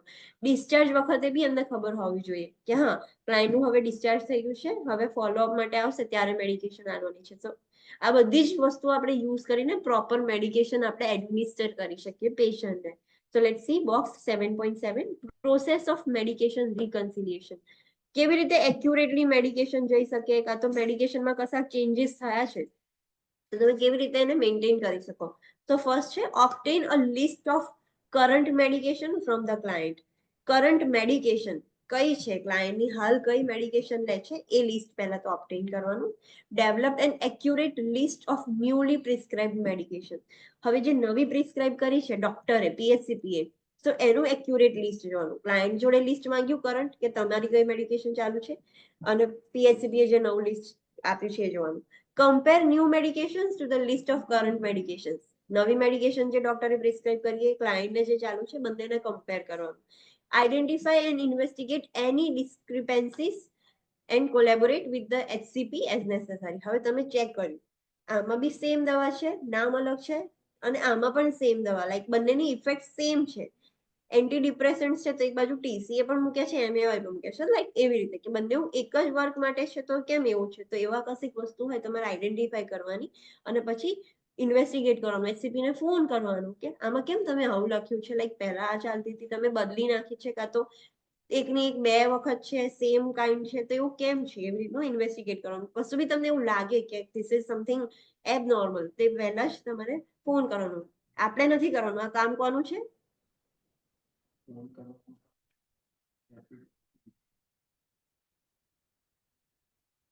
ફાર્માસિસ્ટ. Pharmacist. Yes, pharmacist કરશે આ બધું. Communicate and finalize list with the client, caregivers, PHCP and other team members. હવે communicate કરી દેવાનું કે હા, this is the final list. કદાચ PHCP એ કીધું હોય કે ના એ જ રાખવાનું છે, ચેન્જ નહીં કરવાનું, જે બી છે, જે ફાઇનલ લિસ્ટ છે એ કમ્યુનિકેટ કરી દેવાનું. જેટલા બી કેર ગીવર્સ છે, જે ક્લાયન્ટને કેર આપશે એમના ઘરે, એના ફેમિલી મેમ્બર્સ કે જે પણ છે, HCP જોડે છે, એ પણ કહેવાનું કે હા this is the final list ને કન્ફર્મેશન માટે. અને બીજા જેટલા બી હેલ્થકેર ટીમ મેમ્બર્સ જે ઇન્વોલ્વ હોય કેરમાં, એમને પણ ઇન્ફોર્મ કરવું. સો આ મેથડથી તમે બેસ્ટ મેડિકેશન લાઈક આપી શકશો. મેડિકેશન એરર કેવા થવાના રિસ્ક કશું જ નહીં રહે. પ્રોપર મેડિકેશન જઈ શકશે. સો એ કોલેબોરેશન થી જ થશે. બધા જ અંદર ઇન્વોલ્વ હોય તો જ એ વસ્તુ થાય. Next is discharge planning. What is discharge planning? જ્યારે ક્લાયન્ટને હવે એ લોકો ડિસાઈડ કરી દે કે હા હવે ક્લાયન્ટની સ્ટેબલ થઈ ગયું છે condition, so now the client is ready to gate discharge. So that is all about discharge planning. A discharge planning begins when the client is admitted to the hospital or healthcare facility. Discharge planning ક્યારે start થઈ જાય? જ્યારે client admit થાય ત્યારથી start થઈ જાય. Like એ લોકો approximation તો કાઢી જ લે કે આફ્ટર 2 days ક્લાયન્ટ ડિસ્ચાર્જ થઈ જશે. ક્લાયન્ટ પૂછે છે કે કેટલા દિવસમાં મારું પતશે, સર્જરી હોય તો કેટલા દિવસનો સ્ટે હોય, તો એમાં પહેલેથી જ મેન્શન હોય કે 2 to 3 days ની અંદર તમારું બધું પતી જશે. સો ડિસ્ચાર્જ પ્લાનિંગ એડમિટ થાય ને ત્યારથી જ પ્લાન થઈ જાય એ વસ્તુ. Discharge planning is an interprofessional process that ensures that the client has a plan for continuing care after leaving the healthcare facility and assist in the client's transition from one environment to another environment. Discharge planning એક interprofessional process છે. Like તમે discharge કરો છો ક્લાયન્ટને, ઘરે જઈને બી એની care કેવી રીતે continue રહે, ડિસ્ચાર્જ લીધા પછી ઘરે જઈને એને શું ધ્યાન રાખવાનું, કેવી રીતે મેડિકેશન લેવાની. એક એન્વાયરમેન્ટમાં, હોસ્પિટલમાં તો ત્યાં સુધી તો બધા કેર માટે હતા, તો એક એન્વાયરમેન્ટમાંથી બીજા એન્વાયરમેન્ટમાં જાય છે, એના ઘરે જાય છે, તો શું ધ્યાન રાખવાનું. સો એ બધું ડિસ્ચાર્જ પ્લાનિંગથી જ આઈડેન્ટિફાઈ થશે. All caregivers need to be involved in discharge plannings and referrals to the other PHCPs or agency may be needed. જેટલા બી caregivers છે, પેશન્ટને જે કેર કરવાના છે, એના સ્પાઉસ હોય, સિબલિંગ્સ, પેરેન્ટ્સ જે પણ હોય, તે બધા અંદર ઇન્વોલ્વ રાખવાના. ડિસ્ચાર્જ પ્લાનિંગમાં બધા જ અંદર હોવા જોઈએ. કોઈ બી રેફરલ્સ છે કે હા તમારે હવે આના માટે તમારે આ વસ્તુ યુઝ કરવાની છે, આ ઓર્ગેનાઇઝેશનમાંથી તમને બીજું મળી રહેશે, તો રેફરલ્સ છે કે બીજા PHCP રિલેટેડ તમારે કન્સલ્ટેશન આવવાનું હોય, એજન્સીઝ રિલેટેડ તમારે રિફર કરવાનું, તો બધું જ ડિસ્ચાર્જ પ્લાનિંગમાં જ આવી જશે. A PHCP's prescription may be needed for the referral and the referral needs to be approved by the client healthcare insurer. કોઈ રેફરલ કરવાનું છે, તમે ક્લાયન્ટને એવું કહો છો કે આફ્ટર ડિસ્ચાર્જ તમે આ જગ્યાએ જઈને એક વખત બતાવી લેજો કે આ જગ્યાએ કરજો, તો એ ડાયરેક્ટલી નહીં લઈ લે. PHCP નું રેફરલ પ્રિસ્ક્રિપ્શન જોઈશે રેફરલ માટે. ફોર એક્ઝામ્પલ, અમુક વખતે પેશન્ટ એવું નહીં કહેતા કે ડિસ્ચાર્જ થઈ જાય પછી અઠવાડિયા પછી એક USG કરાવી લેજો, તો પેશન્ટ ડાયરેક્ટ USG કરાવવા કેવી રીતે જશે? PHCP નું તો પ્રિસ્ક્રિપ્શન જોઈશે ને એના માટે. ભલે એડમિટ નથી પણ એ PHCP ડિસ્ચાર્જ વખતે જ પ્રિસ્ક્રિપ્શન લખી આપશે. તમને ખ્યાલ હોય તો કે ડેટનું પ્રિસ્ક્રિપ્શન લખી આપે કે આ ડેટે જઈને રિપોર્ટ કરાવી આવજો કે USG કેવું કરાવી આપજો. તો PHCP નું પ્રિસ્ક્રિપ્શન જોઈશે રેફરલ માટે. અને એ રેફરલ પણ હેલ્થકેર જે ઇન્સ્યોરન્સ છે, ઇન્સ્યોરન્સ વાળા જે એજન્ટ હોય, દેટ ઇઝ ઇન્સ્યોરર, તો એ બી અપ્રૂવ કરે કે હા ભાઈ અમે આમાં કવર કરી લઈશું ઇન્સ્યોરન્સમાં, તો એના દ્વારા બી અપ્રુવલ હોવું જોઈએ. નહીં તો પેલું પેશન્ટ રિપોર્ટ ને બધું કરાયા કરશે અને પેલામાં ઇન્વોલ્વ નહીં કરે. સો PHCP તો રેફરલ કરે છે, બટ અલોંગ વિથ ધેટ જે ઇન્સ્યોરર છે એને પણ અપ્રુવલ આપી દીધું હોવું જોઈએ કે હા we will cover this. The nurse should anticipate the client's discharge needs and make the required referral as soon as possible, involving the client and family in the referral process. નર્સે પહેલેથી જ anticipate કરી દેવાનું. Anticipate means yes, પહેલેથી જ assume કરી દે કે આ થશે એવી રીતનું. તો નર્સે પહેલેથી જ એન્ટિસિપેટ કરી દેવાનું ડિસ્ચાર્જની નીડ્સ, કે આ ક્લાયન્ટને આની જરૂર પડશે. ક્લાયન્ટને ફોર એક્ઝામ્પલ એમ્પ્યુટેશન કર્યું છે, તો તમને ખબર છે કે હા ક્લાયન્ટને ઓક્યુપેશનલ થેરાપિસ્ટની ઘરે જઈને પણ જરૂર પડશે. તો તમે પહેલેથી જ એની જે ડિસ્ચાર્જ છે એ પહેલેથી જ આઈડેન્ટિફાઈ કરી દેવાની, અને કોઈ પણ રેફરલ હોય તો એઝ સુન એઝ પોસિબલ કરાવી દેવાના. ડોક્ટર જોડે પહેલેથી જ તમારે કમ્યુનિકેટ કરી દેવાનું, અને એમાં ક્લાયન્ટને અને ક્લાયન્ટના ફેમિલી મેમ્બર્સને બી ઇન્વોલ્વ કરવાના. જે રેફરલ પ્રોસેસ હોય ને એમાં ઇન્વોલ્વ કરવાના. The nurse needs to educate the client and family regarding the care at home. Client education, discharge education કોનું કામ છે? Register nurse. રજિસ્ટર્ડ નર્સનું. યસ. તો આપણે આપણું કામ છે કે આપણે ક્લાયન્ટને અને ફેમિલી મેમ્બર્સને એજ્યુકેટ કરીએ કે ઘરે કેવી રીતે કેર કરવાની છે, ઘરે શું ધ્યાન રાખવાનું છે, બધું. અહીંયા ઇન્ડિયામાં શું થાય છે, એ એજ્યુકેશન કોણ આપે છે આરએમઓ. ઇન્ડિયામાં? ડોક્ટર. આરએમઓ જ doctor. Doctor. Yes. Okay. UHCP. You said RMO. I understood RN. But yes, medical officer જે છે એ PHCP જે આપણે કહીએ છીએ એ લોકો આપે છે. પણ ત્યાં આગળ ડિસ્ચાર્જ ટીચિંગ નું કામ આપણું છે. આપણે આલવાનું છે ક્લાયન્ટને ડિસ્ચાર્જ ટીચિંગ. સો મેક શ્યોર કે તમે ક્લાયન્ટને રોંગ ઇન્ફોર્મેશન ના આપી દો. So you have two be very knowledgeable. So let's see table 7.8 box કે એમાં શું છે, કેવી રીતનું ડિસ્ચાર્જ ટીચિંગ આલવાનું કે ઘરે શું કેર કરવાની એના related. So use the teach back method to ensure the client's understanding. Teach back method use કરવાની means કન્ફર્મ કરવાનું કે એ લોકો સમજ્યા કે નહીં, જે સમજાવ્યું એ. જેમ હું તમને કહું છું ને કે મને કહો આમાં શું થાય, સમજાવો મને આમાં શું આવે.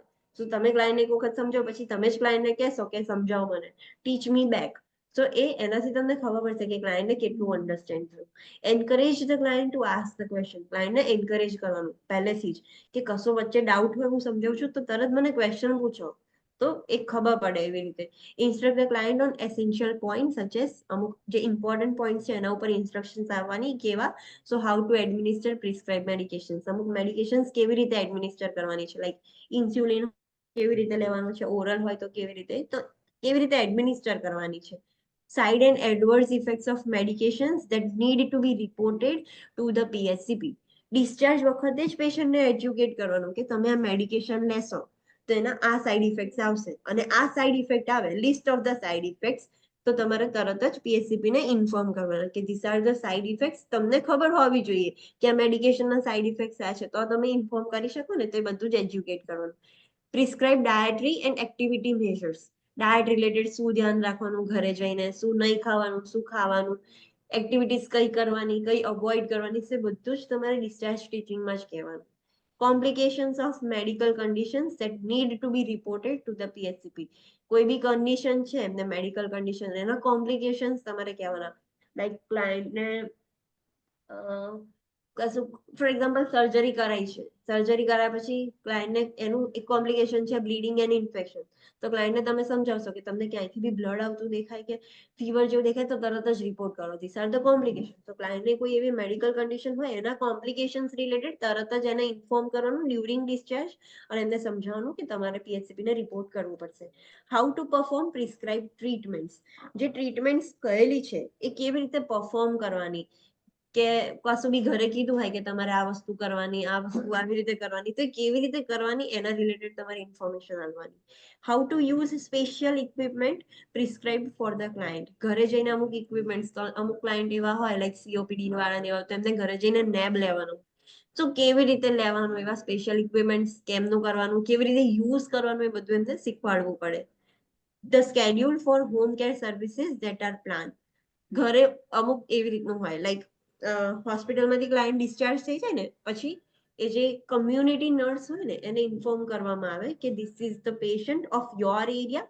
પછી એ પેશન્ટને હોમ કેર સર્વિસીસ મળે. જે કમ્યુનિટી નર્સ છે એ ઘરે જઈને for example weekly BP monitoring, blood glucose monitoring એવું હોય તો કમ્યુનિટી નર્સ જઈને કમ્પ્લીટ કરી આવે. સો હોમ કેર સર્વિસીસ નું સ્કેડ્યુલ જે પણ પ્લાન હોય એ પણ એ વખતે જ સમજાવવાનું કે આફ્ટર 1 વીક પછી તમને ઘરે આવીને કોઈ પાઇન્ટ ચડાઈ જશે, કેવી રીતનું જે બી હોય, જે સ્કેડ્યુલ કરેલું હોય હોમ કેર સર્વિસીસ રિલેટેડ એ બધું એને ઇન્ફોર્મ કરવાનું. How to access available community resources.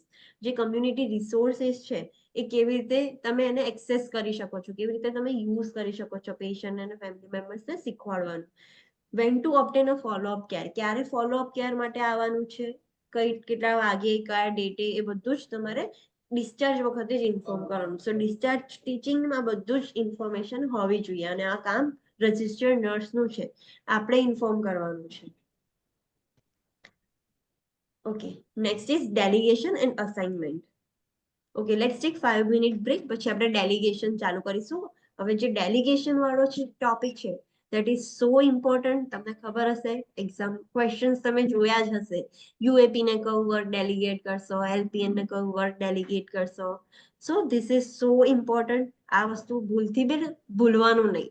તમને દરેક આરએન, એલપીએન અને યુએપી ના ટાસ્ક ખબર હોવી જોઈએ, એમના સ્કોપ ઓફ પ્રેક્ટિસ ખબર હોવી જોઈએ, બીકોઝ ડેલિગેશન કરવાનું કામ કોનું છે?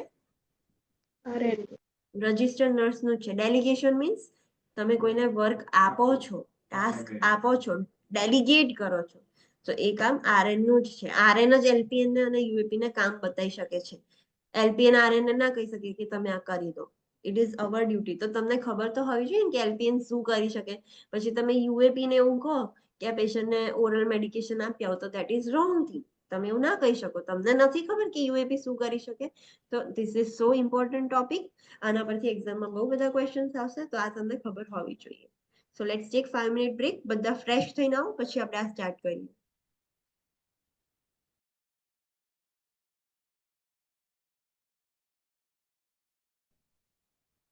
યસ. ઓકે, નાઉ હવે જે આપણે ટોપિક્સ જોઈશું, હવે બધા જ ઇમ્પોર્ટન્ટ ટોપિક્સ છે. અત્યાર સુધી આપણે જેટલા ટોપિક્સ જોયા એમાંથી અમુક પોર્શન જ ઇમ્પોર્ટન્ટ હતું, બટ અહીંથી each and every line is important, so be very attentive and careful. Okay, so let's start. Delegation and assignment. What is delegation? Let's see. Delegation is the process of transferring performance of a selected nursing task in a situation to an individual who is competent and has the authority to perform that specific task. બહુ લાંબુ ચડાઈને કીધું છે. Delegation એટલે શું કે તમે કશું performance, તમારું કશું વર્ક ટ્રાન્સફર કરો છો બીજા ઇન્ડિવિજ્યુઅલને, પણ ઇન્ડિવિજ્યુઅલ બી કોમ્પિટન્ટ હોવું જોઈએ અને એની જોડે એવી ઓથોરિટી પણ હોવી જોઈએ કે એ ટાસ્ક કરી શકે. સો that is called as delegation. Delegation involves achieving outcomes and sharing activities with other individuals who have the authority to accomplish the task. Delegation થી તમને આઉટકમ્સ અચીવ થશે બાય શેરિંગ ધ એક્ટિવિટીઝ. તમારી જોડે બહુ જ બધા પેશન્ટ છે, તમને ટાઈમ નથી, તમે ડેલિગેશન કરી દો તો દેટ ઇઝ મોર બેનિફિશિયલ, કે એ વસ્તુ તમારું જે આઉટકમ છે એ પણ અચીવ થઈ જશે by the sharing of activities. પણ તમે જે પણ ઇન્ડિવિજ્યુઅલ્સને આપો છો એની જોડે ઓથોરિટી હોવી જોઈએ એ કમ્પ્લીટ કરવાનું. એની જોડે અગર એ ઓથોરિટી ના હોય, ના કરી શકે, તો you can not delegate that task. The Nurse Practice Act and any practice limitations, institutional policies, procedures, and job description of a personnel provided by the institution define which aspects of care can be delegated and which must be performed by a registered nurse. આપણા NPA ની અંદર જ, nurse practice act ની અંદર જ mention છે કે કઈ વસ્તુ કોણ કરી શકે. અને પાછું અમુક ઇન્સ્ટિટ્યુશનની પોલિસીસ બી હોય, લાઈક અમુક ઇન્સ્ટિટ્યુશનમાં એવું હોય કે આ કામ ખાલી આ પર્સન જ કરી શકે, આ પર્સન ના કરી શકે. સો ઇન્સ્ટિટ્યુશન પોલિસી પણ તમારે ફોલો કરવાની છે. જસ્ટ ફોર એન એક્ઝામ્પલ, તમે કોઈ હોસ્પિટલમાં જોબ કરવા જાઓ છો, ફ્રેશર છો, સો સ્ટાર્ટિંગના 6 મંથ સુધી તમને આઈવી પણ નહીં લેવા દે. ભલે તમારી જોડે એટલું નોલેજ છે, તમે બીએસસી ગ્રેજ્યુએટ થઈને ગયા છો કે જીએનએમ થઈને ગયા છો, but still they will not allow you because of their policy.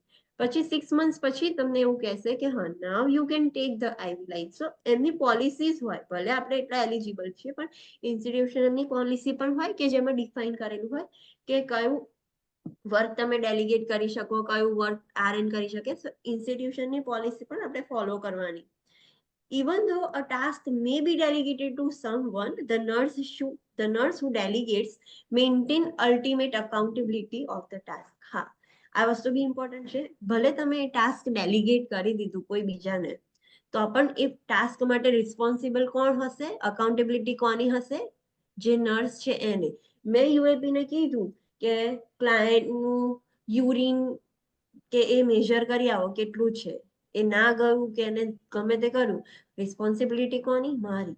મેં ડેલિગેટ કર્યું હતું ને યુએપી ને. તો ધેટ્સ વાય જે પર્સન ડેલિગેટ કરે છે એ પર્સન એના માટે રિસ્પોન્સિબલ રહેશે. એટલા માટે જ આપણી રિસ્પોન્સિબિલિટી પેલી પણ આવે છે કે તમે જ્યારે કોઈને ડેલિગેટ કરો છો વર્ક, ત્યારે એ વર્ક પૂરું થયું કે નથી થયું કેવી રીતે થયું કે શું થયું એ સુપરવાઇઝ કરવાનું પણ આપણું કામ છે. ખાલી કહીને તમે છૂટી ના જાઓ. તમારે જોવાનું કે પર્સને કર્યું છે, મેં જેમ કીધું હતું એવી રીતે કર્યું છે, શું કર્યું છે, બધું આપણું કામ આવે. The knowledge and the skills of a person being delegated need to be assessed and the task need to match the person's skills and ability. તમે કોઈને કામ આપો છો કે આ કામ કરવાનું છે, સો એ પર્સનનું નોલેજ અને સ્કિલ પહેલા અસેસ કરો. એ પર્સનને વસ્તુ કરતા આવડે છે કે નહીં. તમે પેશન્ટને યુએપી ને એવું કહો છો કે આ પેશન્ટને ફીડ કરાવવાનું છે, પણ એને ફીડ કરાવતા આવડે છે કે નહીં એ તો ચેક કરો. તમે એને નવડાવવાનું કહો છો પણ એને આવડે છે કે નહીં એ પણ ચેક કરવાનું. તો તમે જે પણ પર્સનને કામ આપો છો, ડેલિગેટ કરો છો ટાસ્ક, એ પર્સનનું નોલેજ અને સ્કિલ પહેલા અસેસ કરવાનું અને એ પર્સનનું એબિલિટીઝ ને સ્કિલ્સ મેચ થવા જોઈએ. જે તમે કામ આપો છો એને એટલું એનું નોલેજ હોવું જોઈએ. The nurse cannot delegate any activity that involves nursing judgment or critical decision making. એ કામ ખાલી ને ખાલી રજિસ્ટર્ડ નર્સનું છે. એવું કોઈ કામ તમે બીજાને ના આપી શકો કે જેમાં નર્સિંગ જજમેન્ટની જરૂર પડતી હોય કાં તો ક્રિટિકલ થિંકિંગની જરૂર પડતી હોય, ક્રિટિકલી ડિસિઝન લેવાની જરૂર પડતી હોય, એવું કામ તમે કોઈ પણને ના આપી શકો. That is the only task for registered nurse. આ બધા જ એક એક પોઈન્ટ ઇમ્પોર્ટન્ટ છે. હા,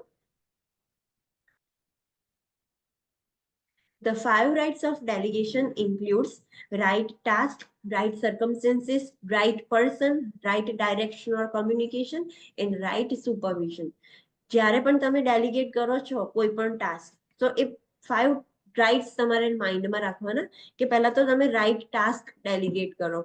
યુએપી ને તમે આરએન નું કામ કે એલપીએન નું કામ ના આપી શકો. તો પહેલા તો એ રાઇટ ટાસ્ક હોવું જોઈએ, રાઇટ સર્કમસ્ટેન્સીસ હોવા જોઈએ કે કઈ સિચ્યુએશનમાં તમે એને ટાસ્ક આપો છો, રાઈટ પર્સનને ટાસ્ક આપવાનું. યુએપી ને એલપીએન નું ને એવી રીતે એવું નહીં કરવાનું. રાઈટ પર્સન હોવું જોઈએ, રાઈટ ડાયરેક્શન અને કમ્યુનિકેશન. તમે એને પ્રોપર ડાયરેક્શન આપો, કમ્યુનિકેટ કરો. તમે કહો છો જ એવી રીતે કે યુએપી ને ક્લિયર જ નથી, એલપીએન ને ક્લિયર જ નથી શું કરવાનું છે, તો રોંગ વસ્તુ થશે. સો પ્રોપર ડાયરેક્શન, કમ્યુનિકેશન પણ હોવું જોઈએ અને રાઈટ સુપરવિઝન અને ઇવેલ્યુએશન. ખાલી ટાસ્ક આપીને છૂટી નહીં જવાનું, એનું પ્રોપર સુપરવિઝન અને ઇવેલ્યુએશન પણ કરવાનું કે જે ટાસ્ક આપ્યું હતું એ ફૂલફિલ થયું છે, પ્રોપરલી કર્યું છે, એ બધું જ કામ આપણું છે. તો 5 રાઇટ્સ મેન્ટેન કરવાના જ્યારે પણ તમે ડેલિગેશન કરો ત્યારે. The important point, red point છે એ બહુ જ ઇમ્પોર્ટન્ટ છે.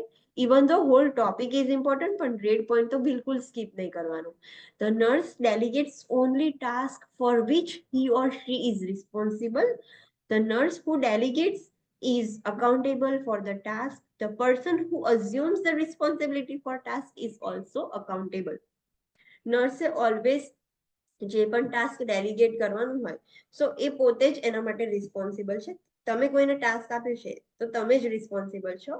અને સમટાઈમ્સ જે પર્સનને તમે ટાસ્ક આપો છો, તમે યુએપી ને એવું કહો છો કે જઈને મેડિસિન આપી આવો, તો યુએપી એવું કેવું જોઈએ ને કે મારું કામ નથી. પણ જો યુએપી પણ એની રિસ્પોન્સિબિલિટી અઝ્યુમ કરે છે કે હા હું આપી આવીશ, તો એ પણ એટલું જ રિસ્પોન્સિબલ છે. નર્સે એને આપ્યું એટલા માટે અને પેલા પર્સને રિસ્પોન્સિબિલિટી અઝ્યુમ કરી લીધી, ભલે એની નથી, સ્ટીલ એને અઝ્યુમ કરી કે હા હું કરી લઈશ, તો એ પણ એટલું જ રિસ્પોન્સિબલ થશે. તો બંને વિલ બી હેલ્ડ લાયબલ. સો પહેલા તો આપણે ટાસ્ક આપી ના શકીએ, અને કોઈ આપ્યું હોય, ફોર એક્ઝામ્પલ પીએચસીપી આપણને પ્રિસ્ક્રિપ્શન વગર કશું મેડિકેશન કેવું કે આપણને બી ખબર છે કે આપણે એ વસ્તુ ના કરી શકીએ, તો તમે કરી લીધું તો તમે લાયબલ છો. તો એ વસ્તુ ખાસ ધ્યાન રાખવાની. So this is very important point.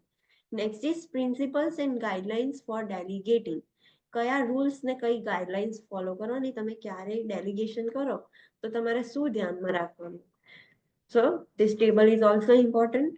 Delegate the right task to the right delegate. Be familiar with the experience of the delegatees, their scopes of practice, their job description, agency policy and procedures, and the State Nurse Practice Act. Delegatee means, what is delegatee? જેને task Task આપીએ છે. આપે છે. જેને task તમે આપ્યો છે, એ person જેને લીધો છે ટાસ્ક, એને ડેલિગેટી કહેવાય.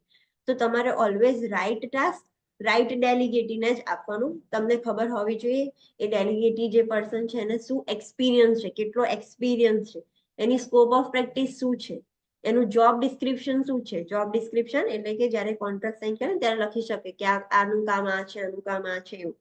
અને એજન્સીની જે પોલિસીસ પ્રોસિજર થતી હોય એ પણ મેન્ટેન કરવું. ભલે એનું જોબ ડિસ્ક્રિપ્શન એ છે, પણ એજન્સીના પોલિસીની અકોર્ડિંગ એને સ્ટાર્ટિંગના 1 મંથ આ નહીં હાલવાનું તો નહીં ચાલવાનું. અને જે પણ NPA માં બધું મેન્શન હોય એ બધું જ તમારે ફોલો કરવાનું જ્યારે પણ તમે ડેલિગેશન કરો ત્યારે. Provide clear direction about the task and ensure that the delegate understand the expectation. Proper clear directions આપવાના, properly communication કરવાનું અને make sure કે જે ડેલિગેટી છે એને ખબર પડી કે શું કરવાનું છે અને કઈ એક્સપેક્ટેશન્સ, તમારી એક્સપેક્ટેશન શું છે, તમે આ કામ આપ્યું છે તો એને ખબર પડી જવી જોઈએ કે આ વસ્તુ કરવાની છે. Next, determine the degree of supervision that may be required. હા, તમારે કેટલું સુપરવિઝન કરવું પડશે, તમારે કેવી રીતનું સુપરવાઇઝ કરવું પડશે, સો એ પણ તમારે ધ્યાન રાખવાનું. તમે ડેલિગેશન કરીને છૂટી ના જાઓ. Provide the delegate with the authority to complete the task. Provide a deadline for completion of the task. જે ડેલિગેટીને તમે કામ આપ્યું છે એને એક શું કહેવાય ડેડલાઇન આપી દેવાની, 5 મિનિટની અંદર આ વસ્તુ થવી જોઈએ.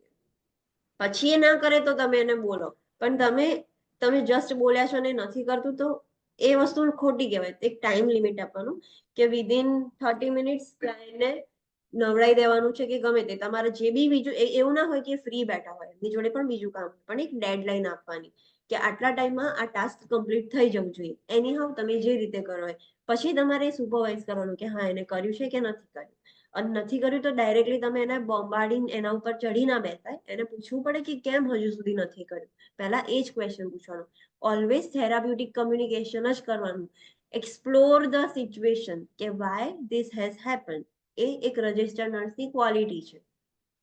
Next, evaluate the outcome of the care that has been delegated. તમે જે વસ્તુ ડેલિગેટ કરી છે એનું આઉટકમ શું આવશે એ તમારે ઇવેલ્યુએટ કરવાનું કે હા આ કામ હું આને આપું છું તો વોટ વિલ હેપન.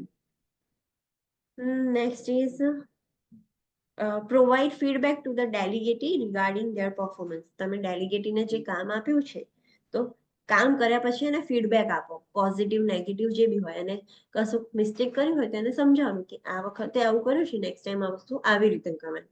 સારું કર્યું હોય તો સારી ફીડબેક આપવાની.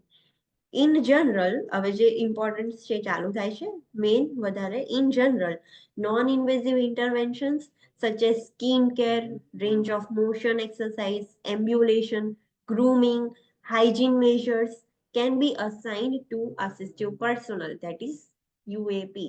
તો UAP ને તમે કેવી એક્ટિવિટીઝ આપી શકો? ઇન જનરલ જેટલા બી નોન ઇન્વેઝિવ ઇન્ટરવેન્શન્સ છે, સ્કિન કેર છે, રેન્જ ઓફ મોશન એક્સરસાઇઝ છે, એવી બધી કરાવવાની, એમ્બ્યુલેશન કરાવવાનું, ચલાવવાનું, ગ્રૂમિંગ રિલેટેડ, હાઇજીન રિલેટેડ, એ બધા જ કામ યુએપી ના છે.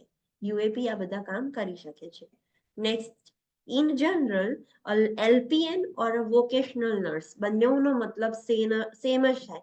અમુક કન્ટ્રીઝમાં એ લોકો LPN કે છે, અમુક કન્ટ્રીઝની અંદર VN બોલાય છે કાં તો LVN બોલાય છે, licensed vocational nurse or vocational nurse or licensed practical nurse. કોઈ બી વર્ડ એનો મિનિંગ સેમ જ થાય. Can perform only the task that an AP can perform. એનો મતલબ જે યુએપી કરી શકે એ બધા ટાસ્ક કોણ કરી શકે?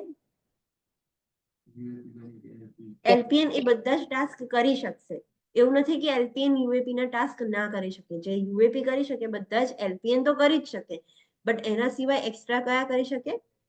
But also certain invasive task, અમુક ઇન્વેઝિવ ટાસ્ક પણ કરી શકે, like dressing changes, suctioning, urinary catheterization, medication administration, that is oral, subcutaneous, IM, and selected piggy bag medication. બધી જ piggy bag medication નહીં, અમુક selected જ piggy bag medication. What is piggy bag? Yes, અમુક એવી અલગથી મેડિકેશન પીકી બેગ પરથી આપણે આપતા હતા. તો અમુક એવી સિલેક્ટેડ મેડિકેશન હોય કે જેમાં બહુ વધારે મોનિટરિંગ ને એવું ના કરવાનું હોય. સો એવી selected પીકી bag medication according to the education and job description of LPN or VN. The LPN or VN can collect data and also review with the client teaching plans that were initiated by the registered nurse. આ બહુ જ important છે.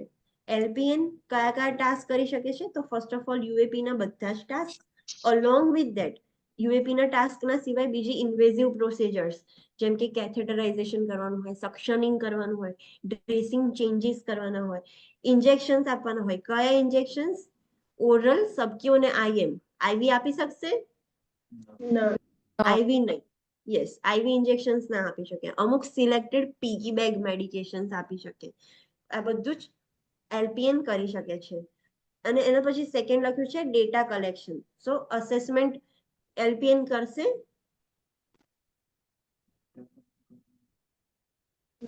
Admission નું જે assessment હશે RN કરશે, એના પછીનું એલપીએન કરશે, મતલબ એડમિશન પછી, એ પેશન્ટ એડમિટ થયા પછી. યસ, ઇનિશિયલ અસેસમેન્ટ છે એ ઓલવેઝ આરએન જ કરશે. એના પછીનું જે રેગ્યુલર અસેસમેન્ટ, પેશન્ટ તમારી જોડે આવ્યું છે, ઇનિશિયલ અસેસમેન્ટ એટલે ઓન એડમિશન વાળું અસેસમેન્ટ, ક્યાંકથી આવ્યું છે, સર્જરી કરીને ઓટીમાંથી આવ્યું છે, તો પહેલું અસેસમેન્ટ એ ઇનિશિયલ અસેસમેન્ટ કહેવાય. વોર્ડમાંથી શિફ્ટ થયું છે, આઈસીયુમાંથી શિફ્ટ થઈને તમારા જોડે આવ્યું છે, તો એ પણ એ ઇનિશિયલ અસેસમેન્ટ કહેવાય. એક વોર્ડથી બીજા વોર્ડમાં શિફ્ટ થયું છે, ઇમરજન્સી ડિપાર્ટમેન્ટમાંથી વોર્ડમાં ગયું છે, તો પણ એ ઇનિશિયલ અસેસમેન્ટ જ કહેવાય. સો બધા જે ઇનિશિયલ અસેસમેન્ટ છે એ કામ આરએન ના છે. એના પછી જે અસેસમેન્ટ હોય એ એલપીએન કરી શકે, બટ ઇનિશિયલ અસેસમેન્ટ ના કરી શકે. એના પછી બીજો પોઈન્ટ છે કે ક્લાયન્ટ ટીચિંગ પ્લાન. તો ડિસ્ચાર્જ ટીચિંગ એલપીએન કરી શકે? તો અહીંયા કેમ લખ્યું છે? રીઇન્ફોર્સ કરી શકે. રીઇન્ફોર્સ કરી શકે. યસ, પહેલું ટીચિંગ ઓલવેઝ આરએન જ આપશે. રીઇન્ફોર્સ એટલે આરએન સમજાઈ દીધું પણ કશું પ્રોબ્લેમ છે, કશું ખબર નથી પડતી, તો એલપીએન રીઇન્ફોર્સ ફરીથી ટીચિંગ આપી શકશે, પણ ઇનિશિયલ ડિસ્ચાર્જ ટીચિંગ આરએન જ આપશે. એલપીએન શું કરી શકશે? આરએન જે પણ કર્યું છે એ રિપીટ કરી શકે. ઇનિશિયલ અસેસમેન્ટ થઈ ગયું છે તો પછી એ અસેસમેન્ટ કરી શકે, ઇનિશિયલ ડિસ્ચાર્જ ટીચિંગ થઈ ગયું છે તો પછી કરી શકે. તો આ વસ્તુ ખાસ ધ્યાન રાખવાની. તો એલપીએન ના સ્કોપ ઓફ પ્રેક્ટિસિસ આપણે જોયા.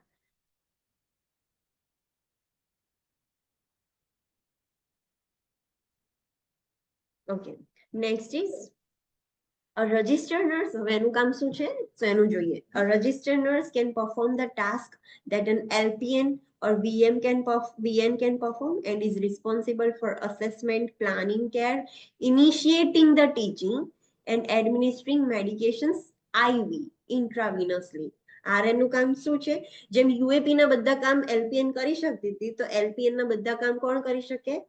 આરએન પણ કરી શકે. આરએન એવું ના કે સક્ષમ મારું કામ નથી. એલપીએન નું કામ પણ તમારા જ અંદરમાં આવે જ છે, તમે તો એનાથી સુપીરિયર છો. તો એલપીએન ના બધા જ કામ તમે કરી શકો છો. એના સિવાય બીજું શું? તો જે અસેસમેન્ટ છે, કેર નું પ્લાનિંગ છે કે હા આવી રીતે કરવાનું છે, શું કરવાનું છે, પહેલું ટીચિંગ જે ઇનિશિયેટ કરવાનું છે એ, અને જે બી મેડિકેશન છે, આઈવી મેડિકેશન, એ તમારે જ આપવાની છે. એના સિવાયની એલપીએન આપી શકે છે અને તમે પણ આપી શકો છો, પણ આઈવી ખાલી તમે જ આપી શકશો, એ બીજું કોઈ નહીં આપી શકે. So these are the scope of practice for registered nurse.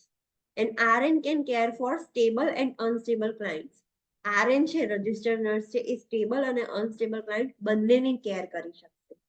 LPN or VN can care for only stable clients. LPN ને unstable client ના અપાય. જે બહુ રિસ્ક વાળું હોય એવા ક્લાયન્ટ, સિરિયસ ક્લાયન્ટ ના અપાય, એ ખાલી સ્ટેબલ ક્લાયન્ટ જ લેશે. And AP provides basic care that does not require any type of assessment. APs can perform routine tasks in the client care. AP ને કોઈ સ્ટેબલ અનસ્ટેબલ ક્લાયન્ટ એવું કશું જ ના કરવું હોય. એનું કામ શું છે? જે બેઝિક કેર પ્રોવાઈડ કરવાની હોય એ જ કરે. એ કશું અસેસમેન્ટ કે એવું બધું ના કરે, એનામાં ના આવે. એ જે બધી રૂટીન કેર હોય ને ક્લાયન્ટની કેરમાં, એ બધા જ કામ એપી કરશે. આ તમને બધું ખબર હોવી જોઈએ. આના બેઝિસ પર જ તમે ડેલિગેશન કરી શકો. તમને ખબર જ ના હોય, તમે એલપીએન ને એવું કહી દો કે આઈવી મેડિકેશન આપી દો, તો ચાલે? ના ચાલે. તો મેક શ્યોર. યુએપી વાઇટલ્સ લઈ શકે? નો.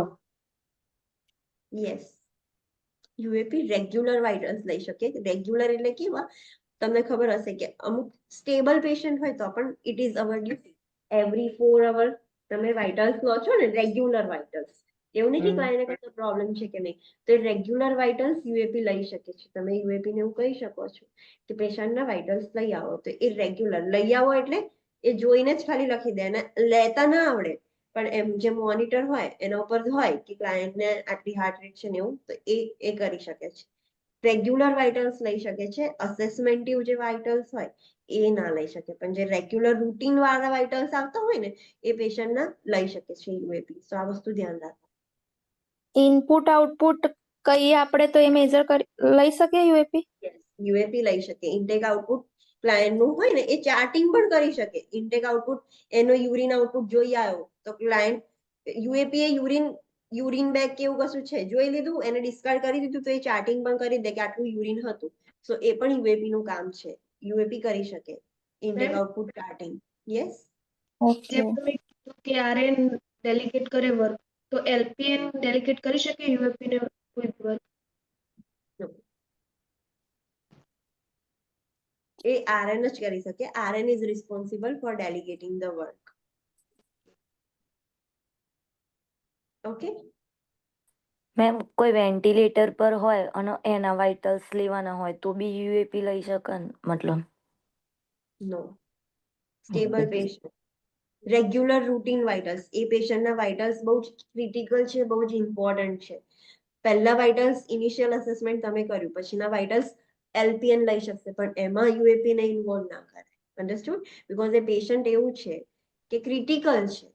સો એવા પેશન્ટના વાઇટલ્સ તમારે એલપીએન ને જ કહેવાય. તમે યુએપી ને એવું ના કહી શકો કે એ પેશન્ટના વાઇટલ્સ લો. જે સ્ટેબલ પેશન્ટ છે, જે વોર્ડમાં છે, જે હરે ફરે છે, તો એના જે રૂટીન વાઇટલ્સ હોય એ યુએપી લઈ શકે. અન્ડરસ્ટેન્ડ? યુએપી યુરિન આઉટપુટ ચાર્ટ બી કરી શકે? યસ. આઈસીયુ ના પેશન્ટ નું બી કરી શકે? હા, યુરિન આઉટપુટ ચાર્ટિંગ એનું કામ છે, એ કરી શકે. યુરિન ડિસ્કાર્ડ કરી દીધું તો એ ચાર્ટિંગ કરી દેશે કે હા ધીસ વોઝ ધ યુરિન. સો એવી રીતનું એ કરી શકશે. ઓકે. સો આ બધા જે એના ટાસ્ક છે એ બધા તમને ખબર હોય છે કે આટલું આટલું કામ છે. વી વિલ સી લેટર કે કયા madam, task. Yes. If urine 1 અવરમાં 30 ml કરતા ઓછું હોય ને એને ચાર્ટ કરી દીધું તો આપણે પણ તમે લાયબલ? ના, એને ચાર્ટ કર્યું પણ યુએપી તમને ઇન્ફોર્મ કરશે ને કે આટલું યુરિન હતું. ખબર પડી? તમને ઇન્ફોર્મ ચાર્ટ કર્યું, તમને ઇન્ફોર્મ કર્યું. હા, તમે જો કે 30 છે તો હવે જે ઇન્ટરવેન્શન્સ લેવાના છે તમારું કામ છે. યુએપી નું કામ શું હતું? યુરિન ખાલી મેઝરમેન્ટ કરીને તમને ઇન્ફોર્મ કરવાનું. તમે જોયું હશે હોસ્પિટલમાં નથી કહેતા કે આટલું યુરિન હતું, મેં ડિસ્કાર્ડ કર્યું અને અંદર લખી દીધું છે કે આટલું યુરિન હતું. તો ચાર્ટિંગ એનું કામ છે. ચાર્ટિંગ એને કરી દીધું, પણ તમને ઇન્ફોર્મ પણ કરશે કે 100 ml આવ્યું હતું, 200, 400 જે બી હતું એ તમને ઇન્ફોર્મ પણ કરશે અને ચાર્ટિંગ પણ એ કરી દેશે. અને મેમ મે બી અગર એ કહેવાનું રહી જાય તો પછી અગર કઈ પ્રોબ્લેમ થાય તો એના માટે પણ આરએન જ લાયબલ હોય ને? યસ.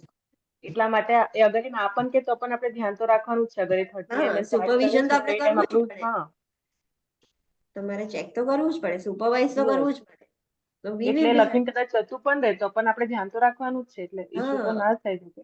યસ. હા, એ લખીને જાય તો પણ આપણે એક વખત ચેક કરવાનું. સમટાઈમ્સ એવું બી સિનારીઓમાં આપે કે યુએપી એ 100 ml યુરિન ડિસ્કાર્ડ કર્યું અને ભૂલથી લખી દીધું 200 ml. તો તમારે ધ્યાન રાખવું પડે કે હા એને બરાબર જ લખ્યું ને.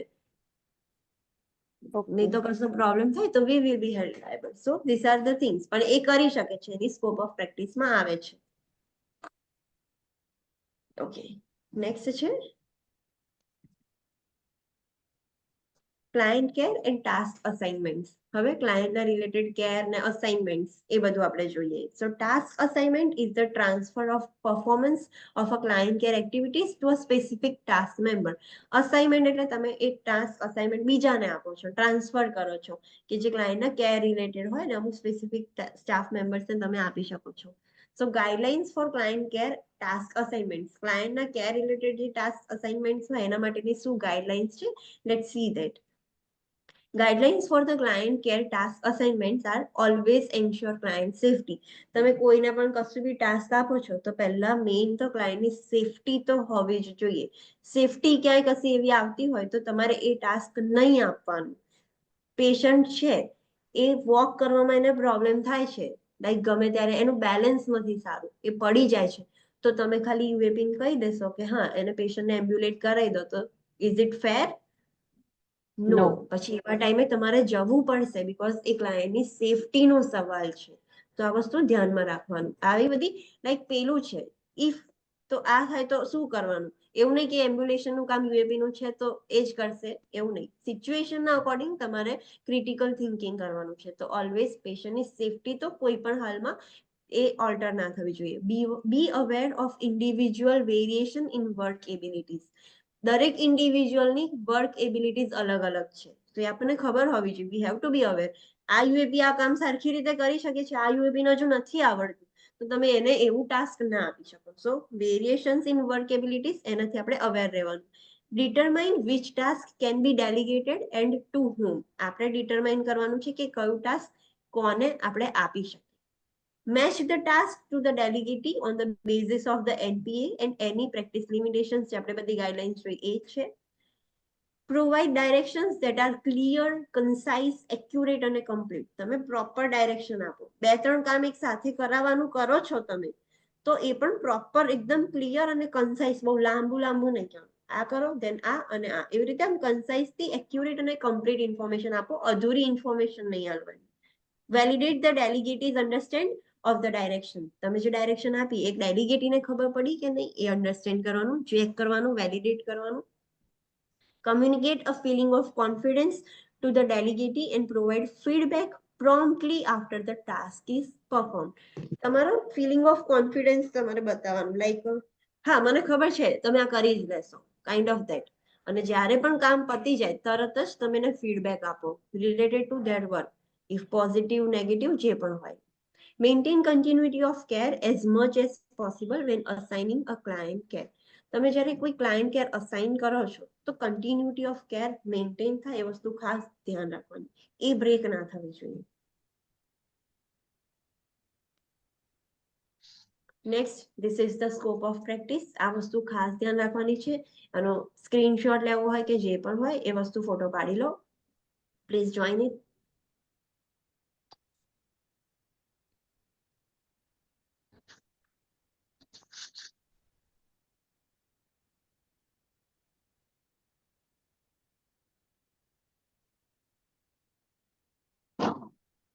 Done? Yes. Stay joined to the meeting. So let's see the scope of practice for the RN first. So RN can do initial assessment, that is on admission, post-op, ward transfer, કોઈ બી હોય.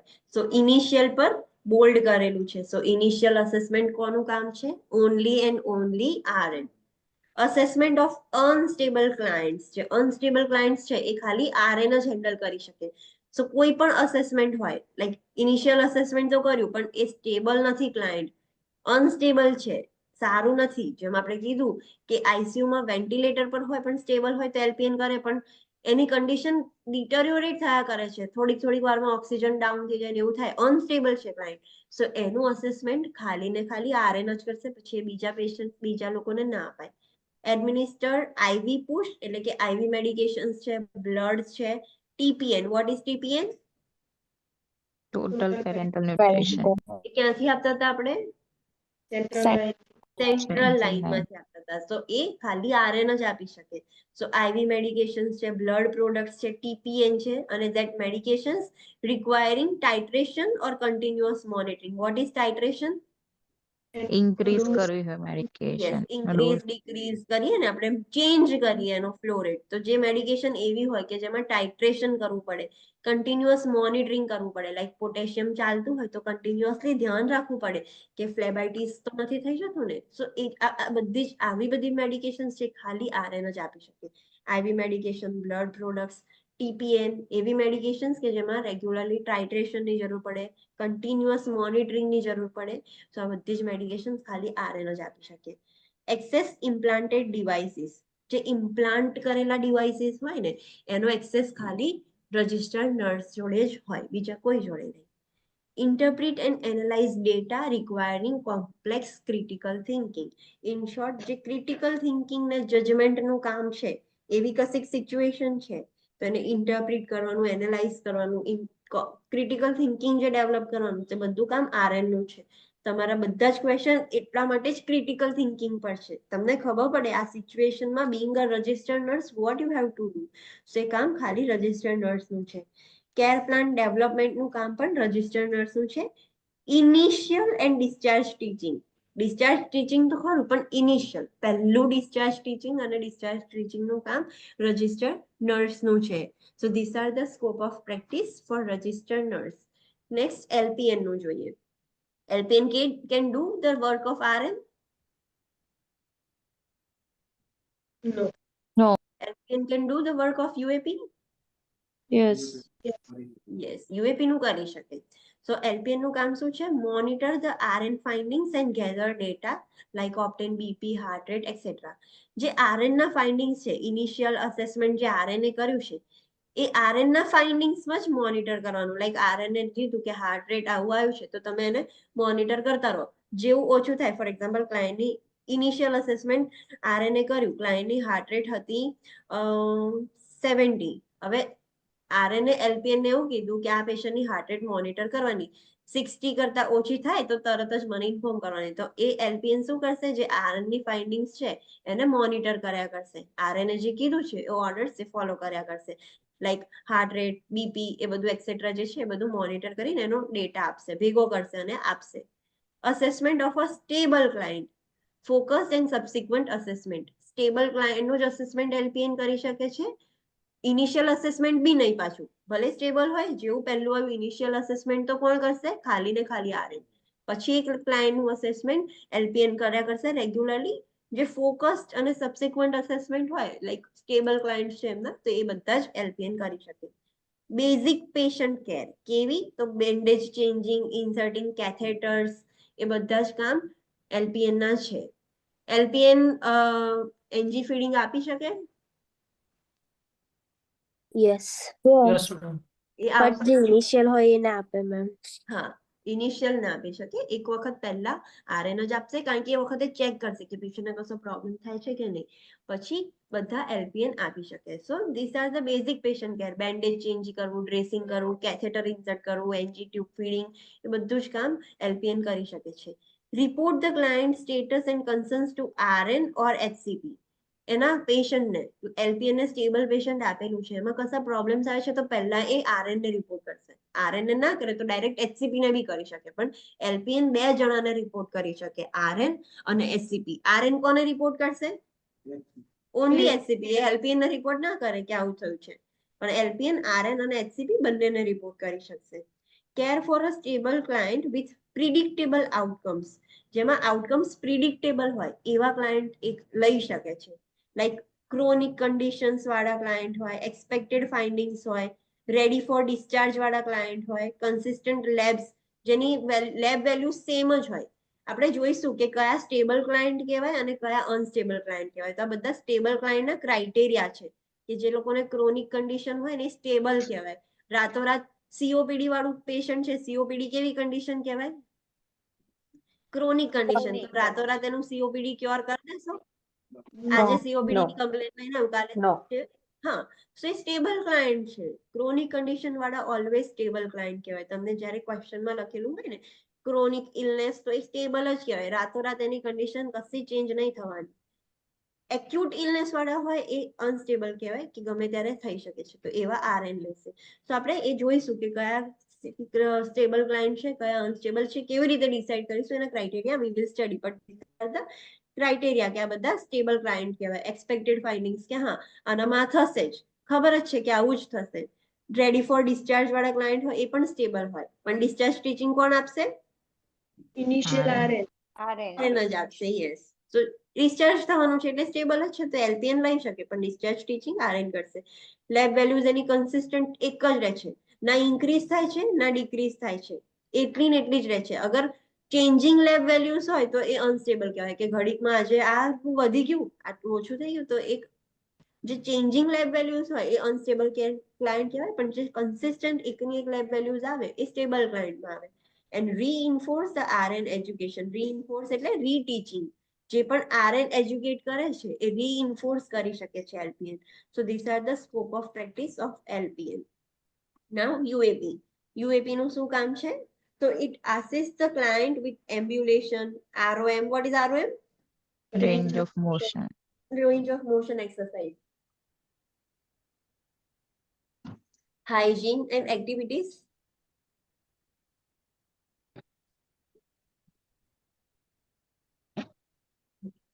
hygiene, please focus on this. Hygiene and activities of daily living. જે daily living ની activities છે, hygiene related ની બધી activities છે, range of motion છે, એ બધું કામ UAP નું છે. Feeding and oral care for the stable client. એ ફીડિંગ કરાઈ શકે છે, but not if the risk of aspiration. કોઈ ક્લાયન્ટ એવું છે કે જેને સ્વેલોઈંગ ડિફિકલ્ટી છે કે એવો કશો પ્રોબ્લેમ છે, તો એનું ફીડિંગ યુએપી કરાઈ શકે, નો એલપીએન કરાઈ શકે? નો નો. એવા જે ક્લાયન્ટ છે કે જેને એસ્પિરેશન રિસ્ક છે, સ્વેલોઈંગ ડિફિકલ્ટી હોય, એનું feeding only and only RN જ કરી શકે. પણ જે સ્ટેબલ ક્લાયન્ટ છે, જેને એસ્પિરેશન નું રિસ્ક નથી અને ઓરલ કેર ને બધું જ કામ યુએપી કરી શકે છે. Record Ma'am? Routine. Yes. Tube feeding એ યુએપી કરાવશે? નો, યુએપી ના કરી શકે. ઓરલ ફીડિંગ જ ખાલી યુએપી આપી શકે. ટ્યુબ ફીડિંગ એલપીએન આપી શકે. ઓકે, પણ ટ્યુબ ફીડિંગ માં બી એસ્પિરેશન રિસ્ક વાળું ક્લાયન્ટ હોય, એને પ્રોબ્લેમ હોય, તો પછી એ એલપીએન પણ નહીં કરી શકે. ઇન શોર્ટ, એસ્પિરેશન વાળું આવે તો એ ખાલી કોનું કામ છે? આરએન. અરે ઓરલ ફીડિંગ યુએપી કરાઈ શકે, ટ્યુબ ફીડિંગ એલપીએન કરાઈ શકે. Okay okay, next is record routine vital science. કેવા વાઇટલ સાઇન્સ? રૂટીન, જે આપણે એવરી 4 અવરલી 6 અવર્સથી સ્ટેબલ પેશન્ટના લઈએ છીએ એવા રૂટીન વાઇટલ સાઇન્સ પેશન્ટ એ યુએપી લઈ પણ શકે છે અને રેકોર્ડ પણ કરી શકે છે.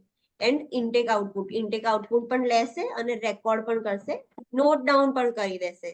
મે measure urinary output from indwelling urinary catheter bag. એવું નહીં કે યુરિન આઉટપુટ એટલે ખાલી જે વોઇડ કરવા જાય એવા નહીં. કેથેટર હોય તો બેગમાંથી પણ યુએપી કરી શકે છે.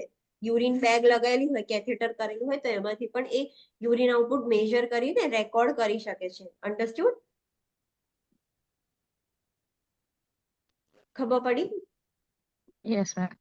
ઓકે, નેક્સ્ટ એનું કામ શું છે? Positioning and linen changes. Bedsheet change કરવાનું હોય, ક્લાયન્ટને પોઝિશન આપવાની હોય, સો એવું. પણ કેવી પોઝિશન? Regular position. લાઈક નર્સે કીધું કે ક્લાયન્ટને અત્યારે સાઇડલાઇન પોઝિશન આપી દો, તો આપી દેવાની. એને કશા પ્રોબ્લેમ હોય, સ્પેસિફિક પોઝિશન ડોક્ટરે પ્રિસ્ક્રાઇબ કરી હોય, તો એવા ક્લાયન્ટની પોઝિશન ચેન્જિંગ તમે યુએપી ને આપશો?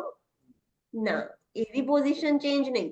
જ્યારે સ્પેસિફાય કર્યું હોય ને કે આ ક્લાયન્ટનું આ વસ્તુની આમ સ્પેસિફિક ધ્યાન રાખવાનું, તો એ તમારે જ કરવાનું. પણ રેગ્યુલર પોઝિશનિંગ હોય, ક્લાયન્ટ આમ સાઇડલાઇન, ક્લાયન્ટને હલવામાં પ્રોબ્લેમ થતો હોય સાઇડલાઇન, એમાં કશા રેસ્ટ્રિક્શન્સ નથી. ડોક્ટરે નથી કીધું કે આવું રાખવાનું, આવું સ્પેસિફિક પોઝિશન રિલેટેડ કોઈ જ ઇન્સ્ટ્રક્શન્સ નથી. તો એ પોઝિશનિંગ યુએપી આપી શકે છે, લિનન ચેન્જ પણ કરી શકે છે. ટ્રાન્સફર અને ટ્રાન્સપોર્ટ, એક જગ્યાએથી બીજી જગ્યાએ ટ્રાન્સફર કાં તો ટ્રાન્સપોર્ટ કરી શકે છે. Like to or from bed, chair, commode, stretcher, એક જગ્યાએથી બીજી જગ્યાએ ટ્રાન્સફર કરવાનું હોય તો એ યુએપી કરી શકે. Report the client status and concerns to RN only.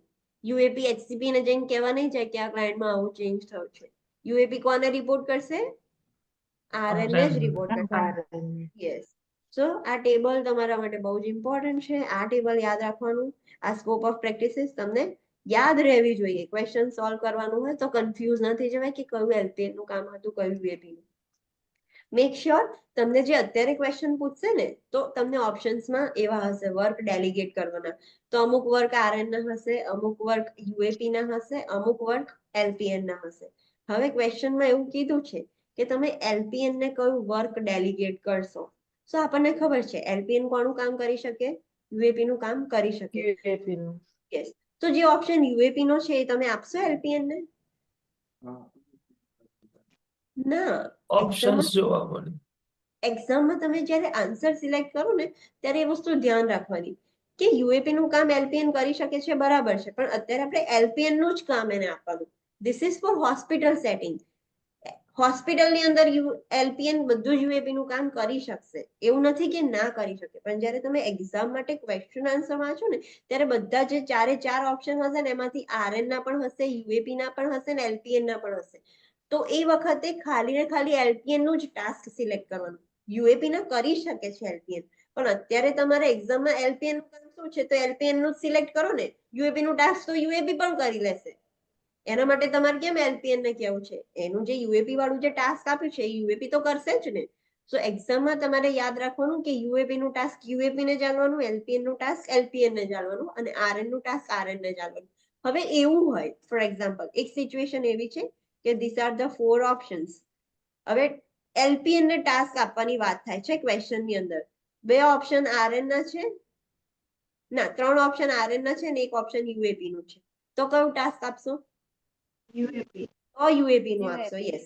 હવે એક ઓપ્શન ક્વેશ્ચન એવો છે કે પેશન્ટ ને એલપીએન ને જ આપણે અત્યારે ટાસ્ક આપવાનું ડિસાઈડ થાય છે. This are the 4 options. RN RN. તો કયો ઓપ્શન આપશો તમે? એલપીએન મુજબ. Yes. તો યુએપી હોય તો પછી યુએપી સિલેક્ટ નહીં કરવાનું બીકોઝ ઇટ ઇઝ ધેર કે એલપીએન નો ટાસ્ક છે. જ્યારે એલપીએન નો ટાસ્ક ના હોય ત્યારે તમે યુએપી વાળો આપી દો તો ચાલે, પણ જ્યારે ઓપ્શન ની અંદર એલપીએન માટે એલપીએન નો ટાસ્ક હોય તો એ જ આપવાનું. Understand? Same goes for the RN. RN નું જ કામ કરશે, પણ ઓપ્શનમાં બીજા બી વર્ક હોય તો આરએન તો બધું જ કરી શકશે. આરએન આ બધું જે ટેબલમાં કામ આપ્યું છે આ બધું જ કામ આરએન તો કરી જ શકવાની છે. because RN can do work of LPN અને LPN UAP નું બી કામ કરે તો RN તો બધું જ કરી શકશે.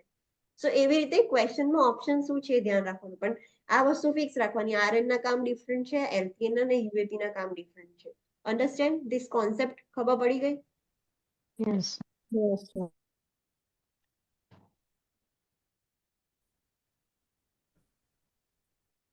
હા, આ રીતે જ કામ થાય.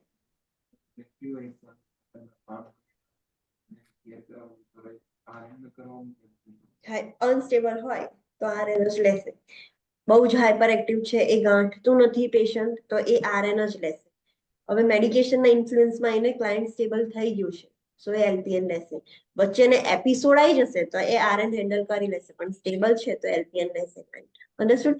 ઇન શોર્ટ, અનસ્ટેબલ અને સ્ટેબલ. સ્ટેબલ ક્લાયન્ટ એલપીએન લઈ શકે, RN તો બંને લઈ શકે છે, અનસ્ટેબલ સ્ટેબલ બંને, પણ એલપીએન ખાલી સ્ટેબલ જ ક્લાયન્ટ લઈ શકે, અનસ્ટેબલ ક્લાયન્ટ એલપીએન ને ના અપાય. Okay, next is time management. Do you want me to finish this or પતાઈ દેવું છે lecture? No ma'am, tomorrow. Okay, so we will complete it tomorrow. So let's do a quick revision. આજે આપણે શું જોયું?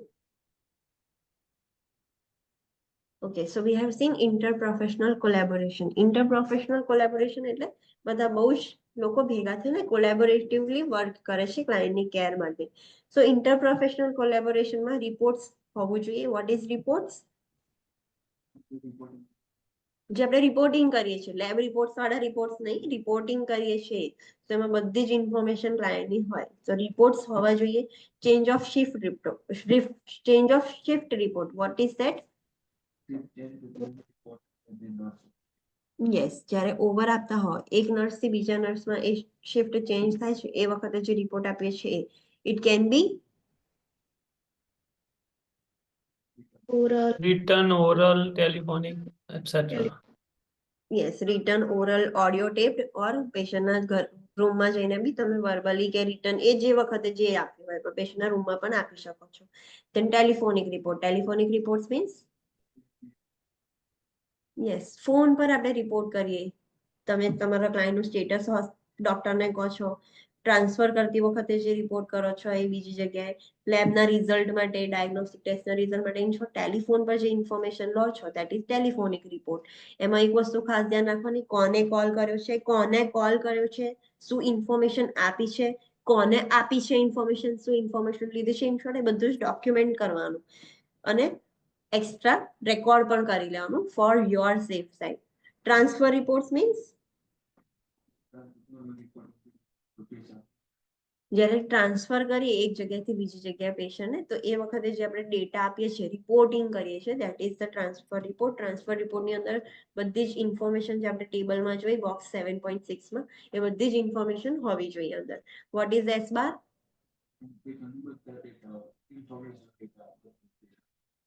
ક્લાયન્ટની સિચ્યુએશન, બેકગ્રાઉન્ડ, અસેસમેન્ટ અને recommendation એ પણ અંદર બધું જ મેન્શન હોય. એ બહુ જ ઇમ્પોર્ટન્ટ કમ્યુનિકેશન ટૂલ છે. ખાલી આ ફોર્મથી જ તમે ક્લાયન્ટની બધી જ ઇમ્પોર્ટન્ટ ઇન્ફોર્મેશન આપી શકો છો. એમાં ક્લાયન્ટના સિચ્યુએશન રિલેટેડ અત્યાર સુધીની શું સિચ્યુએશન હતી, કેવી રીતનું હતું, ક્લાયન્ટનું બેકગ્રાઉન્ડ એટલે કે હિસ્ટ્રી, અત્યાર સુધીનું અસેસમેન્ટ ફાઇન્ડિંગ્સ ને અત્યાર સુધીની રેકમેન્ડેશન ટ્રીટમેન્ટ શું હતી એ બધું જ અંદર લખેલું હોય. નેક્સ્ટ ઇન્ટર પ્રોફેશનલ કન્સલ્ટેશન એટલે હા, કોઈને કન્સલ્ટેશન માટે બોલાવીએ તો આમાં અમુક એવા બી પોઈન્ટ છે, લાઈક નર્સ બી ડોક્ટરને બોલાવે છે ફોર કન્સલ્ટેશન, કેવી રીતનું. પછી અમે આપણે બીજો ટોપિક જોયો rapid response team related. So what is that?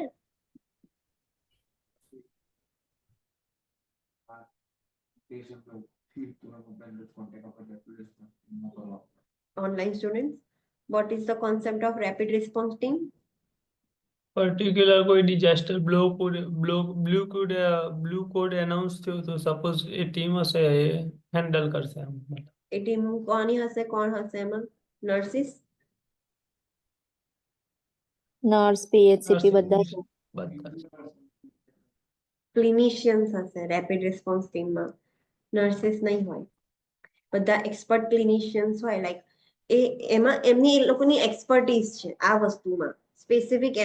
એમાં નર્સ હોય તો કેવી નર્સ હોય કે જેને સ્પેસિફિક એની જ ટ્રેનિંગ લીધી હોય એવા હોય. બધા જ આપણા હોસ્પિટલમાં જેમ એક ટીમ બનાવીને છે એવી રીતનું ના હોય. એમાં એક્સપર્ટ ક્લિનિશિયન્સની એક ટીમ હોય કે જ્યારે પેશન્ટને કોઈ બી પ્રોબ્લેમ હોય તો એ રેપિડ રિસ્પોન્સ ટીમ આવી જાય. ફોર એક્ઝામ્પલ, આઈસીયુ ની બહાર છે અને કાર્ડિયાક અરેસ્ટ થયું છે, રેસ્પિરેટરી અરેસ્ટ થયું છે, તો એ બધામાં રેપિડ રિસ્પોન્સ ટીમ આવી જાય. તો આપણને ખબર છે કે કશો બી પ્રોબ્લેમ થાય છે, અમુક એવા પ્રોબ્લેમ્સ આપણે તરત જ રેપિડ રિસ્પોન્સ ટીમને ઇન્ફોર્મ કરીએ છીએ. એ બધું પલ્મોનરી એમ્બોલિઝમ થયું હોય તો એમાં પણ આપણે રેપિડ રિસ્પોન્સ ટીમને ઇન્ફોર્મ કરતા હતા, બીકોઝ પેશન્ટને પ્રોબ્લેમ થયું છે, જલ્દી આવી જાઓ હેલ્પ કરવા માટે. સો this is all about rapid response team. પછી મેડિકેશન રિકન્સિલિએશન કેવી રીતે કરવાનું, પ્રોપર મેડિકેશન જાય એના માટેના પ્રોસેસ આપણે જોયા હતા. Then we have seen discharge planning. Discharge planning એટલે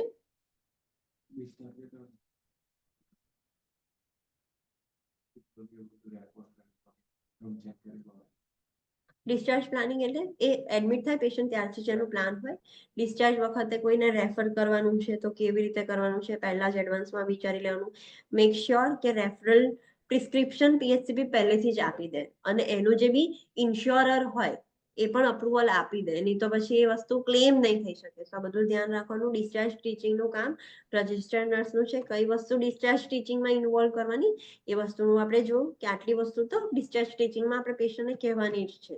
Then we have seen delegation and assignments. Delegation એટલે કોઈ વસ્તુ આપણે આપીએ છીએ એ. સો ક્યારે પણ આપણે કોઈને ટાસ્ક આપીએ છીએ that is called as delegation. આખો જ પોઈન્ટ ઇમ્પોર્ટન્ટ છે.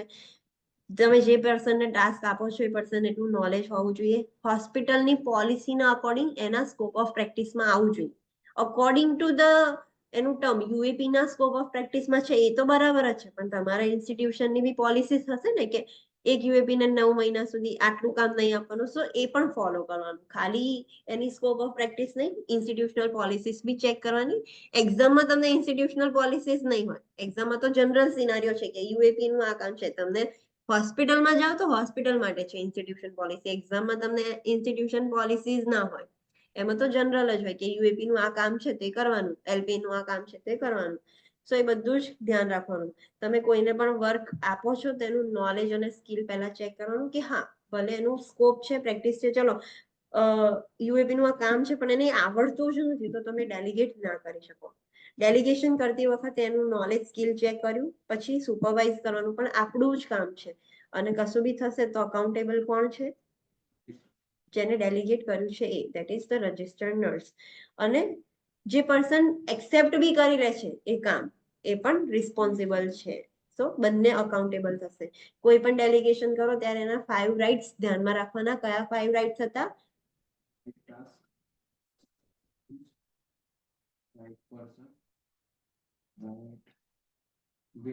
ડાયરેક્શન અને right supervision. Yes, so these are the 5 rights: right task, right person, right circumstances, right communication, right supervision. So આ ધ્યાનમાં રાખીને જ ડેલિગેશન આપવાનું. જે ઇમ્પોર્ટન્ટ પોઈન્ટ છે મેં કીધું કે કોઈ પણ ટાસ્ક તમે આપો છો કોઈ પણ પર્સનને તો જે પર્સન RN છે એ પોતે જ રિસ્પોન્સિબલ છે એના માટે. થશે નહીં થાય કશો પ્રોબ્લેમ થશે તો. અને જે પર્સને ટાસ્ક અઝ્યુમ બી કરી દીધું જેની સ્કોપ ઓફ પ્રેક્ટિસમાં નથી આવતું તો આપણે એને રિસ્પોન્સિબિલિટી લઈ લીધી તો પણ એ પણ એટલો જ રિસ્પોન્સિબલ હશે. અગર સ્કોપ ઓફ પ્રેક્ટિસમાં આવે છે અને કરે છે ભૂલ થાય છે તો એ રિસ્પોન્સિબલ નહીં થાય, ખાલી RN જ રિસ્પોન્સિબલ થશે. બીકોઝ આપણે સુપરવાઇઝ ના કર્યું, તમને અમુક ક્વેશ્ચન્સ એવા આવશે કે તમે જુઓ છો કે યુએપી આ વસ્તુ કરે છે, તો તમે ઇન્ટરવેઇન કર્યું, તમે કશું જોયું યુએપી ને રોંગ કરતા, તો તમે તરત જ ઇન્ટરવેઇન કર્યું ને, એવા ક્વેશ્ચન્સ જોયા છે સોલ્વ કરતી વખતે? કે તમે ક્યાંકથી જાઓ છો, યુએપી ને ઓબ્ઝર્વ કરો છો કે યુએપી સમથિંગ ડુઈંગ લાઈક ધીસ, શું કરે છે એ ઓપ્શન્સમાં છે, તો તમે કઈ જગ્યાએ યુએપી ને ઇન્ટરવેઇન કર્યો? તો 4 ઓપ્શનમાંથી એક ઓપ્શન એવો હશે કે જે યુએપી એ રોંગ કર્યું અને તમે ત્યાં ઇન્ટરવીન કર્યું. તો તમારું કામ છે, યુએપી રોંગ કરતું હોય તો તમારે ઇન્ટરવીન કરવું પડે. ક્લાયન્ટને કશું થઈ ગયું તો કોણ રિસ્પોન્સિબલ? જેને એને ટાસ્ક આપ્યું છે એ જ રિસ્પોન્સિબલ થશે. તો એ વસ્તુ ધ્યાન રાખવાની. પછી આપણે પ્રિન્સિપલ, યસ, આ રાઈટ સર્કમસ્ટાન્સીસ જે છે ને હમ એમાં મીન્સ કે આપણે ફ્રી હોય તો એને ડેલિગેટ કરી શકીએ કે આપણે કરી શકીએ? ના, રાઈટ સર્કમસ્ટેન્સીસ એટલે પેલા સર્કમસ્ટેન્સીસ, ક્લાયન્ટની સેફટી, સિચ્યુએશન, ક્લાયન્ટની સેફટી ઓલ્ટર થતી હોય તો તમે એને ના આપી શકો. એવા સર્કમસ્ટેન્સીસ, એવા સિચ્યુએશનમાં તમે પેશન્ટને ના આપી શકો. રાઈટ સર્કમસ્ટેન્સીસ એવી રીતે મેન્ટેન કરવાનું, સિચ્યુએશન શું છે, અન્ડરસ્ટુડ? Okay okay. એવા રેફરન્સમાં. ધેન પ્રિન્સિપલ્સ એન્ડ ગાઈડલાઇન્સ, કે કેવી રીતે આપણે ડેલિગેટ કરવાની, ડેલિગેટ કરતી હોઈએ ત્યારે આપણે શું વસ્તુ ધ્યાનમાં રાખવાની. તો આ બધા જ પ્રિન્સિપલ્સ અને ગાઈડલાઇન્સ તમને ખબર હોવી જોઈએ. એક્ઝામમાં આમાંથી ગોળ ગોળ ફેરવીને તમને ક્વેશ્ચન પૂછશે, પણ તમને આ કોન્સેપ્ટ જ ક્લિયર હોય, તમને ખબર હોય કે આ વસ્તુ કરી શકાય તો આ વસ્તુ કરવાની, એવી રીતનો કોન્સેપ્ટ ક્લિયર રાખવાનો કે આરએન કયું વર્ક કરી શકે, એલપીએન કયું વર્ક કરી શકે અને યુએપી કયું વર્ક કરી શકે છે. તો એ વસ્તુ તમારે ક્લિયર રાખવાની. દેન આપણે ટાસ્ક અસાઇનમેન્ટ, એ જ ડેલિગેશન અને અસાઇનમેન્ટ હતું, તો ટાસ્ક અસાઇનમેન્ટ વખતે તમારે કઈ ગાઈડલાઇન્સ ફોલો કરવાની, તો સેમ જ છે. તમે કોઈને પણ ટાસ્ક આપો તો આટલી વસ્તુ તો ફૂલફિલ થવી જ જોઈએ કે પેશન્ટને જે પહેલા જ આપણે ગાઈડલાઇન્સ ને પ્રિન્સિપલ્સ જોઈએ એ વસ્તુ તો હોવી જ જોઈએ. એમને તમે ડાયરેક્ટલી કોઈને ટાસ્ક ના આપી શકો. તો એ ગાઈડલાઇન્સ પણ તમારે યાદ રાખવાની, તમને ખબર હોવી જોઈએ, મિસ્ટેક ના થાય, ઇન શોર્ટ. દેન આપણે આરએન, એલપીએન અને યુએપી ને સ્કોપ ઓફ પ્રેક્ટિસ જોયા હતા. યુએપી નું વર્ક ઇન જનરલ ટર્મ્સ, યુએપી નું વર્ક એલપીએન કરી શકે છે અને એલપીએન નું વર્ક આરએન કરી શકે છે. પણ તમે જ્યારે ક્વેશ્ચન સોલ્વ કરો છો ત્યારે બધાના જ ઓપ્શન્સ હોય, તો જેનું જે કામ હોય એ જ ડેલિગેટ કરવાનું. ભલે યુએપી નું માંગ્યું હોય તો યુએપી ને જ આપવાનું, એલપીએન નું માંગ્યું હોય તો ભલે અંદર ઓપ્શન્સ હોય યુએપી ના, આરએન ના, પણ એને એનું જ કામ આપવાનું. અને આરએન નું તમે એક સુપીરિયર આરએન છો, ઇન્ચાર્જ આરએન, ને તમે બીજી એક આરએન ને વર્ક આપો છો. સો એનું જે વર્ક છે એ જ એવી રીતે સિલેક્ટ કરવાનું. તો બધાના સ્કોપ ઓફ પ્રેક્ટિસ સર્કમસ્ટેન્સીસ ને ધ્યાનમાં રાખીને કરવાના. કે ફીડિંગ એ યુએપી નું કામ છે, પણ સિચ્યુએશન એવી છે કે ક્લાયન્ટને સ્વેલોઈંગ ડિફિકલ્ટી છે, તો તમે યુએપી ને આપશો? રાઈટ સર્કમસ્ટેન્સીસ મેચ નથી થતા તો તમે ડેલિગેટ નહીં કરો. સો ઓલવેઝ એ જે 5 રાઇટ્સ છે, રાઈટ સર્કમસ્ટેન્સીસ, પર્સન, ટાસ્ક, એ બધું જ મેન્શન કરીને ધ્યાનમાં રાખીને જ ટાસ્ક આપવાનું. તો જ્યારે તમે ક્વેશ્ચન વાંચો, ધ્યાનથી વાંચો, શું સિચ્યુએશન આપી છે અને હું આ પર્સનને આપી શકું કે નહીં એવું વિચારવાનું, બિંગ અ રજિસ્ટર્ડ નર્સ, ને પછી તમારે ઓપ્શન સિલેક્ટ કરવાનું. બહુ ઈઝી છે. તમને આ વસ્તુ ખબર પડી જશે ને તો એ ક્વેશ્ચન્સ, ડેલિગેશનના ક્વેશ્ચન્સ બહુ જ ઈઝી છે, તમે ઈઝીલી એ સોલ્વ કરી શકશો. Okay, so any doubt till this? No ma'am. No ma'am. કેટલા લોકોને હજુ ટેસ્ટ બાકી છે? મેમ હું નથી આપવાનો. ઓકે, જે આપવાના છે અને હજુ નથી આપ્યું એવા કેટલા લોકો છે? હું છું મેડમ. મેમ મારે બાકી છે. ઓકે, સો આજે આપણે ડેલિગેશન કમ્પ્લીટ કરી લીધું છે. તો ક્વેશ્ચન ની અંદર ડેલિગેશન વાળા બી હશે ટેસ્ટમાં, જે અત્યાર સુધી તમને નતા ફાવતા, તમારા રોંગ પડતા હતા. સો મેક શ્યોર કે જે હમણાં જ ભણ્યા છો તો તમે જ્યારે ક્વેશ્ચન સોલ્વ કરશો તો તમને આઈડિયા આવશે કે હા હવે કેવી રીતે ડેલિગેટ કરવાનું. આ ટેબલ માઇન્ડમાં રાખવાનું કે આ ટેબલના અકોર્ડિંગ જ ડેલિગેશન કરવાનું, તો તમને એ ક્વેશ્ચન સોલ્વ કરતા ફાવશે. સો અત્યારે ભણી લીધું છે તો બેનિફિટ છે કે તમે ટેસ્ટ નથી આપ્યો તો તમે એના અકોર્ડિંગ સિલેક્ટ કરી શકશો. Okay ma'am, yes, test complete થાય પછી તમે આન્સર કી પ્રોવાઈડ કરશો વિથ રેશનલ? હા યસ, હું ટેસ્ટ કમ્પ્લીટ થઈ જશે પછી જેને પણ આન્સર કી કેવું જોઈતું હોય પ્લીઝ મને પર્સનલી મેસેજ કરજો કે મેડમ મારે એ ક્વેશ્ચન્સ જોઈએ છે, તો હું એમને પ્રોવાઈડ કરીશ. બરાબર? Okay ma'am, thank you. Thank you. Thank you ma'am. જો મેમ. Thank you, ma'am.